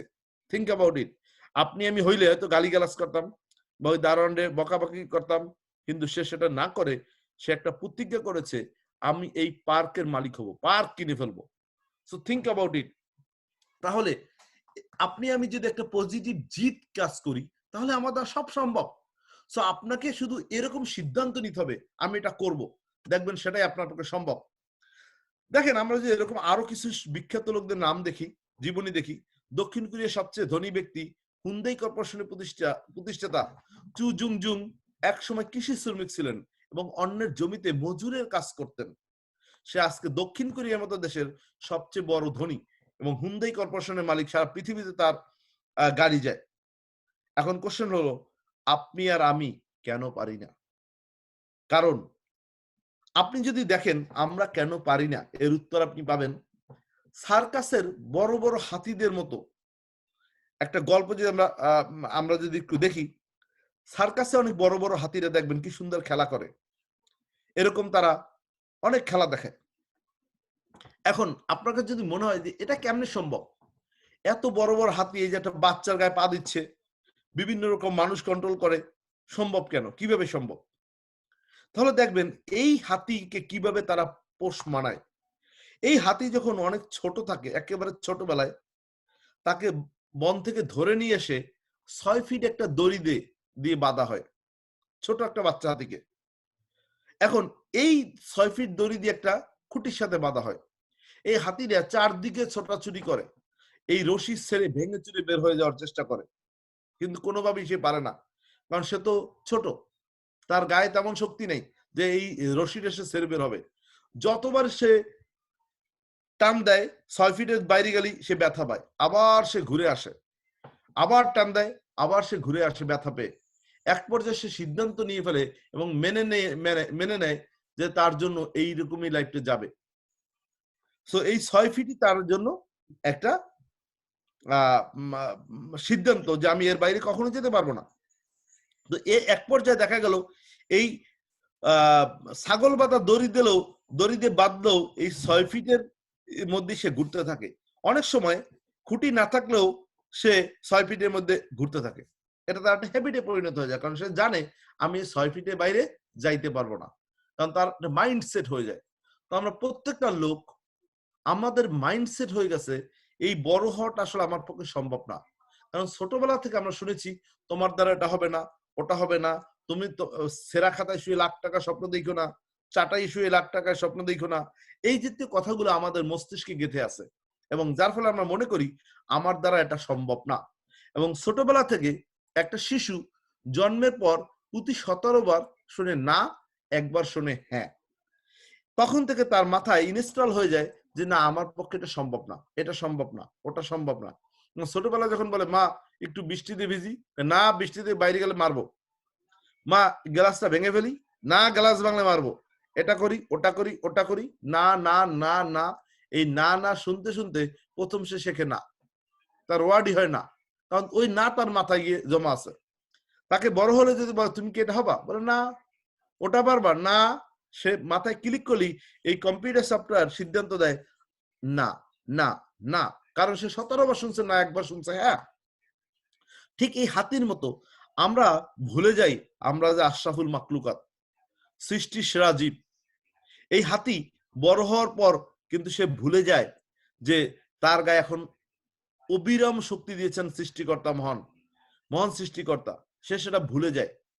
এবং অনেক সময় সার্কাসে যদি আগুন লাগে দেখা যায় সকল প্রাণী পালিয়ে যায়, কিন্তু এই হাতি পালাবার চেষ্টাও করে না, কারণ হাতি জানে সে তো এটা ভেঙে এর বাইরে যেতে পারবে না, হাতি পুড়ে মারা যায়, কিন্তু হাতি পালানোর চেষ্টা করে না। চিন্তা করেন, এত শক্তিশালী হওয়া সত্ত্বেও সে জানলই না তাকে কত শক্তি আল্লাহ তাআলা দিয়েছেন। আমরা প্রত্যেকটা লোক আশরাফুল মাকলুকাত, কিন্তু আমরা জানি না, আমরা বুঝি না যে আমার দ্বারা সবকিছু সম্ভব। আমরা হাতির মতো এরকম 6 ফিট একটা রশি দিয়ে আমাদের বাধা আছে, যে এর বাইরে আমরা চিন্তা করি না। আমেরিকার প্রেক্ষাপটে আমি বলে থাকি $6000 ইনকাম, এটা 6 ফিটের রশির মতো। 6 ফিট রশি আর 6000 টাকা আমেরিকা ইনকাম। 6000 টাকা ইনকাম হইলে আর কেউ কিছু চায় না। বাসা ভাড়া 2000, খাওয়া খরচ 2000, চলা 1000, 1000 জমানো, এটা হচ্ছে স্বপ্ন। 6000 ইনকাম করতে পারলে মানুষ মনে করে আলহামদুলিল্লাহ প্রথম শ্রেণীর জীবন যাপন করতেছি, আর কিচ্ছু যেন তার লাগবে না। এজন্য $6000 উপর ইনকাম করতে পারাটা অনেক কষ্ট এদেশে, কারণ এদের মাইন্ডসেট দেয়া আছে। অনেক সময় আমাদেরকে এমন ভাবে একটা দারিদ্র্যের দুষ্ট চক্র আমাদেরকে আবদ্ধ করে রাখছে যে এর বাইরে আমরা যেতে পারি না, অনেকটা মধ্যাকর্ষণ শক্তির মতো আমরা এর বাইরে যেতে পারি না। আমাদের ইনকামই 6000 টাকা করে দিয়েছে, কারণ আমাদের চলতে 2000 বাসা ভাড়া লাগবে, খাওয়ার খরচ 2000, 1000 পকেট খরচ এবং অন্যান্য, আর 1000 হচ্ছে সঞ্চয়। এটা হচ্ছে আমাদের মাইন্ডসেট। তাহলে 1000 সঞ্চয় করলে বছরে 12,000, 10 বছরে 1,20,000। তাহলে বাড়ির দাম যদি 1 মিলিয়ন হয়, 100 বছর বাঁচতে হইবে, 100 বছর কাজ করতে হইবে, তাহলে আমি $1 মিলিয়ন বাড়ি কিনতে পারবো। So think about it. তাহলে আমাদের সারা জীবন দারিদ্রতার দুষ্ট চক্রী আমরা কাটাচ্ছি, যেন আমরা কোনোভাবেই বড় না হতে পারি। এখন আপনাকে বুঝতে হবে আপনার মধ্যে কি পাওয়ার আছে। যারা পৃথিবীর বড় বড় ধনী, তাদেরও হাত 2টা, পা 2টা, চোখ 2টা, শুধু তারা একটা জিনিসকে প্রসারিত করেছিল, সেটা হচ্ছে চিন্তা, যে আমি পারি। সে থাকবো না কেউ বদ্ধ ঘরে, দেখবো এবার জগৎটাকে কেমন করে ঘুরছে মানুষ যুগান্তরে ঘূর্ণিপাকে, তার এটা বিশ্বাস করে। আর আপনি আর আমরা মনে করি এটা আমার দ্বারা সম্ভব না, এটা আমার দ্বারা সম্ভব না। দেখেন, impossible is a word that cannot find in a dictionary. ডিকশনারিতে কিন্তু ইম্পসিবল নামে কোনো ওয়ার্ড নাই, কিন্তু আমরা মনে করি এটা সম্ভব না, ওটা সম্ভব না, ওটা সম্ভব না। আমরা ইম্পসিবলই যেন প্র্যাকটিস বেশি করি, কারণ আমরা মনে করি না যে আমার দ্বারা সবই সম্ভব। যারা কোটি টাকার বাড়িতে থাকে তারা আমাদের চেয়ে অনেক বেশি শক্তিশালী, অনেক ভালো দেখতে, তা কিন্তু না। তারা চিন্তা করেছেন, চিন্তার ফসল সব। আজকে শুধু চিন্তার সাইজটা বাড়ান, আপনার জীবনের লক্ষ্যমাত্রা বেড়ে যাবে। আপনার স্বপ্নের সাইজটা বাড়ান, আপনার অ্যাচিভমেন্টটাও বেড়ে যাবে। শুধু এটাকে ইলিস্টিকের মতো বাড়াইয়েন না, যে আবার ছেড়ে দিলাম আবার আগের জায়গায় আসছেন। আপনার এখন বাড়ে, বাট ইলিস্টিকের মতো টান দেই, এতখানি আসে, ছেড়ে দিলেই আবার চলে গেছে। এটাকে পলিথিনের মতো টানেন, টানবেন বাড়বে আর কমবে না। সো আপনাকে ওভাবে বাড়াইতে হবে চিন্তার সাইজ। এখন থার্ড ভয় আপনার মধ্যে কাজ করে, মানুষ হয়তো সমালোচনা করবে। দেখেন, মানুষ সমালোচনা করবে, যারা সমালোচনা করে তারা আপনার বাসা ভাড়া দেয়, তারা আপনার খাওয়ার খরচ দেয়, তারা আপনার পকেট খরচ করে, আপনি অসুস্থ হলে তারা আপনার কিছু দিয়ে যায়, কিচ্ছু না। তাহলে আপনি কার জন্য ভয় পাইতেছেন? আপনি হয়তো ভাবতেছেন মানুষ আপনার নিয়ে সমালোচনা করলো, দেখা গেল কারো আপনার নিয়ে চিন্তা করার সময় নেই। আপনি খামোখা ভাবতেছেন মানুষ আপনার নিয়ে কি ভাবতেছে। মানুষের কোনো সময় নেই আপনার নিয়ে ভাবার। জীবনেও কেউ কোনো সময় আসলে ভাবে না। আপনি নিজে নিজে ভাবতেছেন উমুকে কি বলবে, মানুষ কি বলবে। আমরা একটা গল্প জানি, একটা বাচ্চা একদিন তার বাবা বলছিল কূপ থেকে পানি উঠিয়ে নিয়ে আসো। সে বালতি দিয়ে কূপ থেকে পানি উঠাচ্ছিল। তো কিছুক্ষণ পর তার কিছু বন্ধুরা আসলো। তো বন্ধুদের দেখে সে তাড়াতাড়ি ওই বালতিটা কূপের মধ্যে ফেলে দাঁড়িয়ে রইল। মানে বন্ধুদের দেখাইতেছে সে কিছুই করে না, এমনি দাঁড়াইয়াছে। কিছুক্ষণ পর বন্ধুরা চলে গেছে, ও তোর বালতি কূপের মধ্যেই ফেলে দিছে। একটু পর বাবা মাইর দিল, তোরে এটা করতে বললাম তুই এটা ফেললি কেন। তো বন্ধুদের লজ্জায় সে বালতিটাও হারাইলো, বাবার মাইরও খাইলো। আমরা সেটাই করি। বন্ধুরা হয়তো দেখলে কি ভাববে, আমরা বন্ধু যদি দেখে আমি পরিশ্রম করি, আমি কি জাত থেকে নিচে নেমে যাব। কাজকে কখনো লজ্জা পাওয়া যাবে না। আপনার কাজ আপনি করে যান। সমালোচকদের কথা কান দেয়া যাবে না। মানুষকে কি ভাববে এই দিন ভুলে যান। হ্যাঁ, আপনি বলতে পারেন ভাই ছোটবেলা থেকে একটা কবিতা পড়ছি, এই কবিতাই তো আমাদের সব সমস্যা করছে। কি কবিতা পড়ছি? করিতে পারি না কোনো কাজ, সদা ভয় সদা লাস, সংশয় সংকল্প সদা টলে, পাশে লোকে কিছু বলে। এই পাশে লোকের ভয়ে আপনি আজকে জীবনে ব্যর্থ হচ্ছেন। এই কবিতাটা একটা মডার্ন রূপ দিতে হবে। কবিতাটা লাইনটা উল্টেই দিতে হবে, তাইলে আপনি সফল হবেন। করিতে পারি যে কোনো কাজ, নাহি ভয়ে নাহি লাস, সংশয় সংকল্প নাহি টলে, পাশে লোকে যাই বলে। পাশে লোকের কথায় কান দেয়া যাবে না। কবিতাটা পাল্টাই ফেলান, তাইলে আপনি সফল হবেন। পাশে লোকে তোরা যে যা বলিস ভাই, আমি ডায়মন্ড হওয়া চাই, এইটা হবে আপনার গোল। কারো কথায় কান দেওয়ার কোনো দরকার নেই, ডায়মন্ড আমার হইতে হবে। এরপর আসো, তারপর দেখবো কে কি বলতে পারো। তাদের সকল কথার উত্তর দেবো ডায়মন্ড হওয়ার পর। আজকে তারা যা বলবে, আজকে তো আজকে আপনার পিছনে যে যা বলবে শুধু শুনে যান, শুধু শুনে যান। উত্তর দেবেন ডায়মন্ড হওয়ার পর। একটা বিলাসবহুল গাড়ি নিয়ে সামনে দিয়ে চালাই যাবেন আর হর্ন দেবেন, সো তখন বুঝবে ইস, ওই যে মমতাজের গান ফাইটে যায়, বন্ধু যখন গাড়ি লইয়া আমার বাড়ির সামনে দিয়া রঙ্গ করে হাইটে যায়, ফাইটে যায়। তো আপনার ওভাবে উত্তর দিতে হবে। উত্তর দেবেন সফল হওয়ার পর, এখন না। এখন শুধু শুনবেন, কান দুইটা তালা মারবেন, মুখটা বন্ধ রাখবেন, শুধু চোখ খুলে কাজ করবেন। উত্তর একদিন আমরা দেব, সেটা সফল হয়। উত্তর দেয়া লাগবে না, উত্তর অটোমেটিক পেয়ে যাবে, গাড়ির হর্ন উত্তর দিয়ে দেবে। সো আমাদের এখান থেকে মাইন্ডসেট করতে হবে। সমালোচকরা কোনোদিন আপনার ভালো চাইবে না। আপনি দামি গাড়িতে চড়বেন, তাদের ছেড়ে অন্য একটা সোসাইটিতে থাকবেন, এটা কি তারা চাইবে নাকি? আপনার কি মনে হয়? সমালোচকরা কোনোদিন আপনার ভালো চাইবে না। আপনার কাছের লোকরাই, আপন লোকরাই আপনি দেখবেন একটু ভালো আছেন, কত রকমের জেলাস করবে। সবাই চায় আপনি থাকেন, আত্মীয়রাও চায়, বাট তার অনুগ্রহ নিয়ে থাকেন। কেউ চাইবে না আপনি অনেক বড় ইন্ডিপেন্ডেন্ট থাকেন। এর অনেক বাস্তব প্রমাণ আমার জীবনে আমি নিজে অনেকবার দেখেছি। আমার জীবনে অনেক উত্থান পতন হয়েছে, প্রতিবারই আমি অনেক কাছের লোককে অনেকভাবে চিনেছি।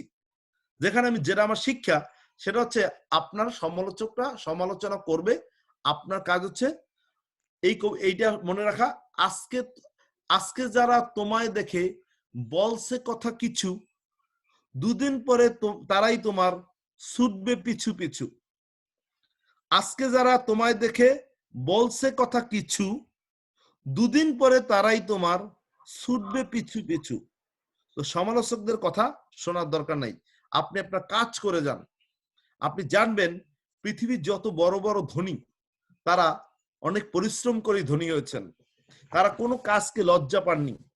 আমরা বিশ্বের সেরা ধনী ওয়ারেন বাফেটের কথা বলেছিলাম, যে 14 বছর বয়সে সংবাদপত্র বিক্রি করা অর্থ দিয়ে ব্যবসা শুরু করেছে। সংবাদপত্র বিক্রি করেছেন তিনি, সেই সংবাদপত্র বিক্রি করা টাকা দিয়ে কি করছেন? ব্যবসা করেছেন 14 বছর বয়সে। তার কথাটা কেন বললাম? তার একটা বিখ্যাত উক্তি খুবই ভালো লাগে, কে কোথায় কি বলে সেটা শুধু শুনে যান, তবে নিজের যেটা ভালো লাগে সেটাই শুধু করে যান। কে কোথায় কি বলে সেটাই শুধু শুনে যান। আপনার এখন শোনার সময়। নিজের যেটা ভালো লাগে সেটা শুধু করে যান। উত্তরটা সময় মতো দেবেন সফল হওয়ার পর। এখন শুধু শুনে যান, শুনে যান, thank you, thank you, thank you, thank you বলে যান। আর জিত করেন, ওই দিন উত্তর দেব যেদিন ডায়মন্ড হব। এখন অনেকেই বলে, রানা ভাই আপনি আমারে 2টা লোক দিতে পারেন না? আপনি আমারে 5টা লোক দিয়ে দিলেই তো হয়। আপনি আমার একটু আগাই দিলেই হয়। আপনি আমার 2টা লোককে প্ল্যান দেখাই দেন। আপনি আমাকে 2টা লোক ট্রেনিং করাই দেন। আমি আপনাকে আজকে থেকে একটা কথা বলবো, আমি আপনাকে শিখিয়ে দেব সবকিছু। আপনার লোককে আমি প্ল্যান দেখাবো না। আপনার লোককে হয়তো এরপর আমি ট্রেনিং করাবো না। আপনার লোককে হয়তো এরপর আমি জুম মিটিংও আনবো না। আমি আপনাকে শিখিয়ে দেব কিভাবে জুম মিটিং করতে হয়। আমি আপনাকে শিখাচ্ছি কিভাবে প্রেজেন্টেশন দিতে হয়, কিভাবে ট্রেনিং করাতে হয়। আমি আপনাদের স্লাইড দেব, সবই দেব, শিখিয়েও দেব। কারণ আপনাকে সব শিখতে হবে। কারণ একটা প্রাচীন প্রবাদ আছে, যদি আপনি কাউকে একটা মাছ দেন তাহলে তাকে আপনি একদিনের খাবার দিলেন, আর যদি কাউকে মাছ ধরা শিখিয়ে দেন তাহলে তাকে আপনি সারা জীবনের খাবার দিলেন। আমি যে শিক্ষা শিখেছি, যে বিদ্যা অর্জন করেছি, সেটা আপনাদের শিখাতে চাই। আপনাদের ডায়মন্ড আপনারাই হবেন। আমি কিভাবে হয়েছি, কি করেছি, সেই সিক্রেট গুলো আপনাদের সাথে শেয়ার করি। আমি যা ফলো করি এটাই আপনাদেরকে এখানে দেখাচ্ছি। আমি কোনো আপনাকে এমন কোনো কথা বলি না যেটা আমি ফলো করি না। কারণ আমরা বলি ওসিয়াত করো না খাসিয়াত না পাল্টাইয়া। আমরা বলে থাকি নেটওয়ার্ক মার্কেটিং এর যারা আপনাকে শেখাচ্ছে তারা পৃথিবীর সেরা প্রশিক্ষক। কারণ কি, সারা পৃথিবীর বড় বড় যেসব ইউনিভার্সিটি রয়েছে যারা ব্যবসা শেখায়, like Harvard university, Cambridge university, Oxford university, সারা পৃথিবীর যত বড় বড় ইউনিভার্সিটি যারা প্রফেসর, তারা কিন্তু ব্যবসা শেখায়। তারা কিন্তু কেউই ব্যবসা করেন নাই। হার্ভার্ড বিশ্ববিদ্যালয়ের টিচারকে জিজ্ঞেস করবেন, আপনি কি কখনো ব্যবসা করেছেন? বলে না। তাহলে আপনি কেন শেখাচ্ছেন? আমি তথ্যগত তাত্ত্বিক জ্ঞান আপনাকে দিচ্ছি। তার কিন্তু কোনো বাহ্যিক জ্ঞান নাই। ব্যক্তিগতভাবে সে কখনো ব্যবসা করেন নাই। ব্যবসায় লাভ হলে কেমন আনন্দ, ব্যবসায় লস হলে কেমন কষ্ট, সেটা সে জানে না, অথচ সে ব্যবসা শেখায়। কিন্তু নেটওয়ার্ক মার্কেটিং এ আপনাকে যারা শেখাচ্ছেন তারা প্রত্যেকে জানে কোনো একটা লোক না বললে কষ্ট কেমন, কোনো একটা লোক হ্যাঁ বললে আনন্দ কেমন, এটা তারা জানে। আপনি হয়তো ভাবতেছেন, ইস আমি এত কষ্ট করতেছি, যারা সফল তারাও সেটা করে আসছে। একই পথে আপনি আর আমি বিচরণ, শুধু সময়ের প্রেক্ষাপটে কয়েকদিন আগে কয়েকদিন পরে। কয়েকদিন আগে আমি আপনার জায়গায় ছিলাম, আজকে হয়তো আমি আমার চেয়ারে আসছি। এই বিজনেসে কাজ শুরু হয় ফিল্ড থেকে, সেখান থেকে যাই চেয়ারে, সেখান থেকে যাই চেম্বারে। আজকে হয়তো আমি চেম্বারে আসি, চেম্বারে বসে আপনাকে গাইডলাইন দিচ্ছি, চেম্বারে আসেন, চেম্বারে সুদা পান করেন। কিন্তু আপনি মনে করেন না যে আমি ফিল্ডে ছিলাম না।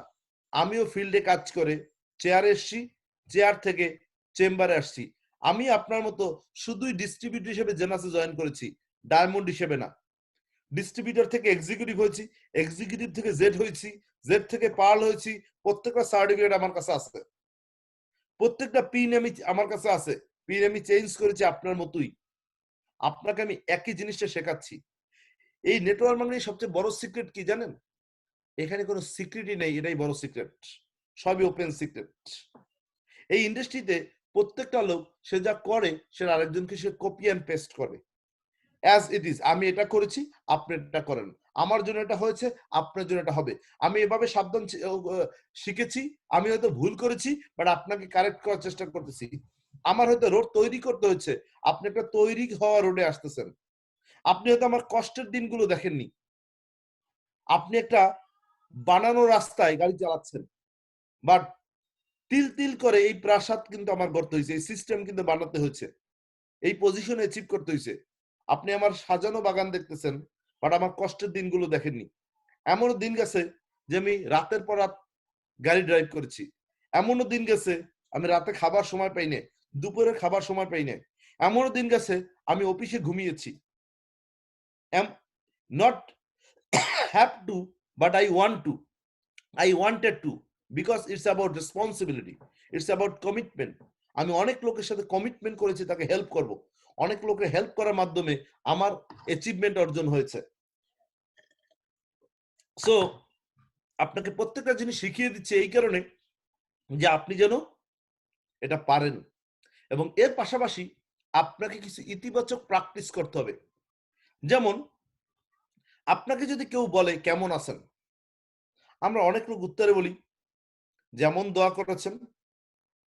এখন আপনি চিন্তা করেন, কোনোদিন কি কোনো লোকের জন্য আপনি দোয়া করছেন সে কেমন আছে? তাহলে সে মনে মনে ভাবতেছে আমি দোয়া করলে তুমি ভালো থাকো, তাহলে তোমার তো কোনোদিন দোয়া করিই নাই, বাইসে সেটি তো ভাগ্য ভালো। তাইলে আপনি তারে কোনোদিন দোয়া করেন নাই, অথচ বলে যেমন দোয়া করছেন। আপনার এখন থেকে অ্যাটিটিউড হবে, আপনার উত্তর হবে আলহামদুলিল্লাহ খুব ভালো আছি, আলহামদুলিল্লাহ খুব ভালো আছি। এই কিছু কিছু জায়গায় আপনার কারেকশন করতে হবে। যেমন দোয়া করছি, এই কোন রকম আছি, খারাপ না, খারাপ একটা নেগেটিভ শব্দ, না একটা নেগেটিভ শব্দ, দুইটা নেগেটিভ শব্দ দিয়ে বলে ভালো আছি, ডাইরেক্ট বলতে পারে না খুব ভালো আছি। আপনি এখন থেকে প্র্যাকটিস করেন আমি খুব ভালো আছি, আল্লাহ তাআলা আপনাকে ভালো রাখবে। আর আপনি যদি বলেন এই আসি কোন রকম, আল্লাহ তাআলা আপনাকে কোন রকমই রাখতেছে, কারণ আপনি চাইছেন আপনি কোন রকম থাকবেন। আপনি মনে রাখবেন আপনি যেমন চাইবেন আল্লাহ তাআলা তেমনই রাখবে। ইন্নামাল আমালু বিন্নিয়ত, নিশ্চয়ই প্রত্যেকটা কাজের কর্মফল নিয়তের উপর নির্ভর করে। কারণ আপনি মানুষ যেভাবে দোয়া করছে সেভাবে থাকতে চান, আর মানুষ আপনার জন্য কোনোদিন দোয়াই করে নাই, তাহলে আপনি কেমন যে আপনি যে বাইসে আছেন এটাই তো ভাগ্য ভালো। তার মানুষ তো দোয়া করে নাই আপনার জন্য। আপনি কারোর জন্য কি দোয়া করেন?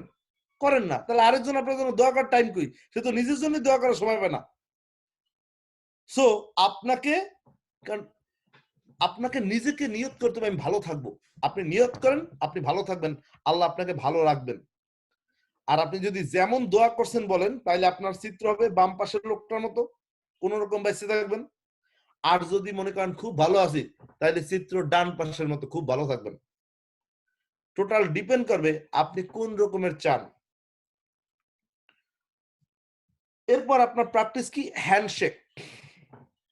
অনেক লোক হ্যান্ডশেক করে কোন রকম, মানে মনে হয় যে না কিছুই লাগে না, হাত মনে হয় যে কোন রকম ভাঙ্গে চুরে পড়ে।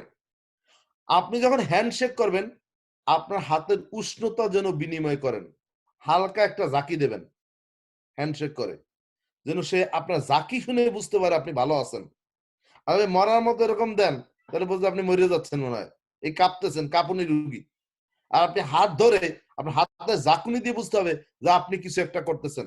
আর হ্যান্ডশেক, আবার অনেক হাতের মধ্যে এরকম চুলকায়, এগুলো করা যাবে না। হালকা একটা চাপ দিয়ে বুঝতে দেবে আমি ভালো আছি। দেখবেন সফল লোকদের সাথে হ্যান্ডশেক করবেন, হ্যান্ডশেক করলেই বুঝবেন তার হাতের উষ্ণতা বিনিময়ের মধ্যে বোঝা যায় সে কেমন আছে। আর ব্যর্থ লোকের সাথে হ্যান্ডশেক করবেন, তাও দেখবেন তার হাতের জাকুনি দেখলেই বুঝবেন। আর আমরা তো জানি যত জাকি তত নেকি। সো আপনার একটু দুই একটা জাকি দিতে হবে। আর এখানে যত জাকি তত টাকা। সো জাকি দিতে হবে দুই একটা। এখন আপনি বলতে পারেন যে ভাই এগুলো হইলে লাভ কি? এগুলো আপনাকে ডায়মন্ড বানাবে। আর ডায়মন্ড হইলে কি হবে? ডায়মন্ড হইলে যে কেমন হবে এটা ডায়মন্ড হইলেই বোঝা যাবে। যেমন আমরা রসগোল্লা দেখতেছি, রসগোল্লার টেস্ট কেমন যারা রসগোল্লা খায় না তারা কি বুঝবে? যারা রসগোল্লা খাইছে দেখবেন আমাদের আব্দুল্লাহ রসগোল্লা জ্যাকসন হাইডের কি চমৎকার, রাইট? না খাইলে কি বোঝা যাবে? যাবে না।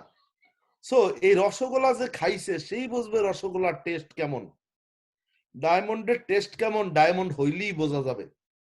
সো আপনাকে এখনই ডায়মন্ডের টেস্ট নিয়ে চলতে হবে, নিজেকে ডায়মন্ড মনে করে আপনাকে পথ আগাইতে হবে। আর ডায়মন্ড হইলে কেমন লাগবে এটা ডায়মন্ড না হই আপনি বুঝবেন না। এখন যদি বলে ডায়মন্ড হবেন, ইয়েস, মনে হচ্ছে ডায়মন্ড হতে পারবেন, হ্যাঁ পারবেন, মনে হচ্ছে যে আপনি ডায়মন্ড দিতে পারবেন। এখন এখানে আপনিও সফল হইতে পারবেন অবশ্যই। আর যদি ডায়মন্ড হন তারপর আপনার শেষ জীবনটা এরকম রঙে রঙে রঙিন হবে। Best rest of your life will be best of your life. সারা পৃথিবী ব্যাপী আপনি ঘুরবেন ফ্যামিলি নিয়ে, লাইফটা রঙে রঙে রঙিন হবে। হ্যাঁ, তার মানে এখান থেকে কি সফল হওয়া যায়? আর কি অন্যভাবে সফল হওয়া যায় না? যায়। অনেক লোকই আরো অনেকভাবে সফল, কিন্তু অধিকাংশ লোক লাস্ট জীবনে খায় আটার রুটি। কারণ ডায়াবেটিক্স, বিভিন্ন রকম রোগ ব্যাধিতে তারা ধরছে, হার্ট ডিজিজ। আর আপনি যদি জেনাসের ডায়মন্ড হন, এখানে উৎকৃষ্ট প্রোডাক্ট, আপনি সুস্থ জীবনযাপন করবেন, সারা পৃথিবী ব্যাপী আপনার জীবনটা এরকম হবে। আর যদি অন্য জায়গায় হন হইতে পারেন, বাট আটার রুটি খেয়ে চলতে হবে। বড় বড় ধনীরা দেখবেন আটার রুটি খায়, কারণ আর কিছু খাইতে পারতেছে না। সো আপনার লাইফটা সুস্থ এবং সুন্দর এবং সচ্ছল করতে হবে, যেন আটার রুটি না সারা পৃথিবী ব্যাপী আমরা থাকতে পারি। এখন এত কথা বললাম, এটা শুনে যদি মনে করেন যে না রানা ভাই বলছে আর উড়াই দেব, তাইলে কিছুদিন পর গালে হাত দিয়া আপনার মনে করতে হবে, ইস রানা ভাইয়ের কথা যদি শুনতাম আজকে আমার লাইফটা কত সুন্দর হইতো। এই আফসোসটা আপনার কিন্তু করতে হবে। সো যা বলছি এটা আমল করেন, নইলে গালে হাত দিয়া ঠিকই কিন্তু আপনার আফসোস করতে হবে, ইস রানা ভাইয়ের কথা শুনলাম না, এত বললো শুনলাম না। সো এতক্ষণ শুনছেন, ড্রিম বাস্তবায়ন করা যাবে যদি শোনেন, সব জীবন স্বপ্ন পূরণ হবে। এবার আপনার প্ল্যান করতে হবে। কি plan? Short term plan, mid term plan, long term plan. স্বপ্ন পূরণের জন্য আগামী 3 মাসে কি কি কাজ করব, আগামী 6 মাসে আমি কি কি কাজ করব, আগামী 1 বছর আমি কি কি কাজ করব, এই গোল আপনি আজকে সেট করবেন। আমরা সাধারণত 3 মাসে বলি সাফার হন, 6 মাসে বলি সাফার 50 হন, আর 1 বছরে বলি আপনি রুবি ডিরেক্টর হন। তাহলে আপনার প্রাথমিক ছোট ছোট সকল স্বপ্ন পূরণ করা সম্ভব। এরপর 2 বছরে ডায়মন্ড হন, আস্তে আস্তে মাঝারি সাইজের স্বপ্নগুলো পূরণ করা সম্ভব। পরবর্তী 2 বছরে সব বড় বড় সাইজের স্বপ্ন পূরণ হবে ডায়মন্ড হওয়ার পর ইনশাআল্লাহ। সো এই স্বপ্নগুলো বাস্তবায়নের জন্য, প্ল্যানিংটা বাস্তবায়নের জন্য আপনার কি করতে হবে? প্রশিক্ষণ নিতে হবে নিয়মিত। যেমন আগামী 1 তারিখ থেকে আমাদের প্রশিক্ষণ হবে basic training, mindset, yes I can, attitude building, leadership training, product demonstration, mat for success. আমরা নতুন 3টা ট্রেনিং আনছি, mindset, yes I can, attitude building. প্রতি মাসে আমরা 3টা নতুন ট্রেনিং আনবো, আর আগের 4টা ট্রেনিং কন্টিনিউ করব। সো এটা আমাদের আগামী 1 তারিখ থেকে শিডিউল। 1 তারিখ বলতে নেক্সট স্যাটারডে কে আমরা 1 তারিখ মনে করতেছি। স্যাটারডে ট্রেনিং হবে বেসিক প্রোডাক্ট ডেমো, সানডে হবে বেসিক ট্রেনিং, মানডে হবে ইয়েস আই ক্যান, টুয়েসডে হবে ম্যাট ফর সাকসেস, ওয়েডনেসডে হবে অ্যাটিটিউড বিল্ডিং, থার্সডে হবে মাইন্ডসেট, ফ্রাইডে হবে লিডারশিপ ট্রেনিং। এটা হচ্ছে আমাদের আগামী মাসের শিডিউল, মানে দ্যাট মিন্স আগামী স্যাটারডে থেকে আমাদের টাইম শিডিউল এটা। যেহেতু আমরা স্যাটারডে থেকে ধরি, তাহলে নেক্সট স্যাটারডে কিভাবে কত তারিখ পরে, সেদিন থেকে আমাদের প্রথম মাস শুরু। সো উইকটা ঠিক রাখবো, স্যাটারডে থেকে আমরা সবাই এটা স্লাইড নেই, এই ট্রেনিং গুলো আমরা করব। নেক্সট মাসের পার্সোনাল ডেভেলপমেন্ট, নতুন লোকরা কিছু জিনিস পাবেন, ওল্ড লোকরা কিছু জিনিস পাবেন। সো পরবর্তীতে আমরা আবার ঘুরে আবার পরে এই ট্রেনিং এ আসবো, কিছু আগেরটা যোগ করব, কিছু নতুন রাখবো। সো ট্রেনিং ভেরি ইম্পর্টেন্ট, আপনার ট্রেনিং এ মাস্টার হতে হবে। আর ট্রেনিং এর পর অ্যাকশন নিতে হবে। কিরকম action? Personal work, team work. কিছু কাজ আপনি নিজে করবেন, কিছু কাজ টিমের সাথে করবেন। সো এটা হচ্ছে আমাদের অ্যাকশন, তাইলে আমরা হবো সফল। কারণ আমরা শুনেছি সফল হওয়ার জন্য কয়টা কাজ? Dream, plan, believe, dream, plan, training and action. আমরা নিজেরা কাজ করব কিছু, আমরা টিমের সাথে কিছু কাজ করব, যেটা আমরা প্ল্যানিং ফর অ্যাকশনে দেখবো, কিংবা 90 ডেজ রানে দেখবো আমাদের নিজেদের কাজ কি, টিমের কাজ কি। আজকে আর আমরা নিজেদের কাজ এবং টিমের কাজ আলোচনা করলাম না, আজকে এখানেই শেষ। যথারীতি আমরা অতি সংক্ষেপে আগামী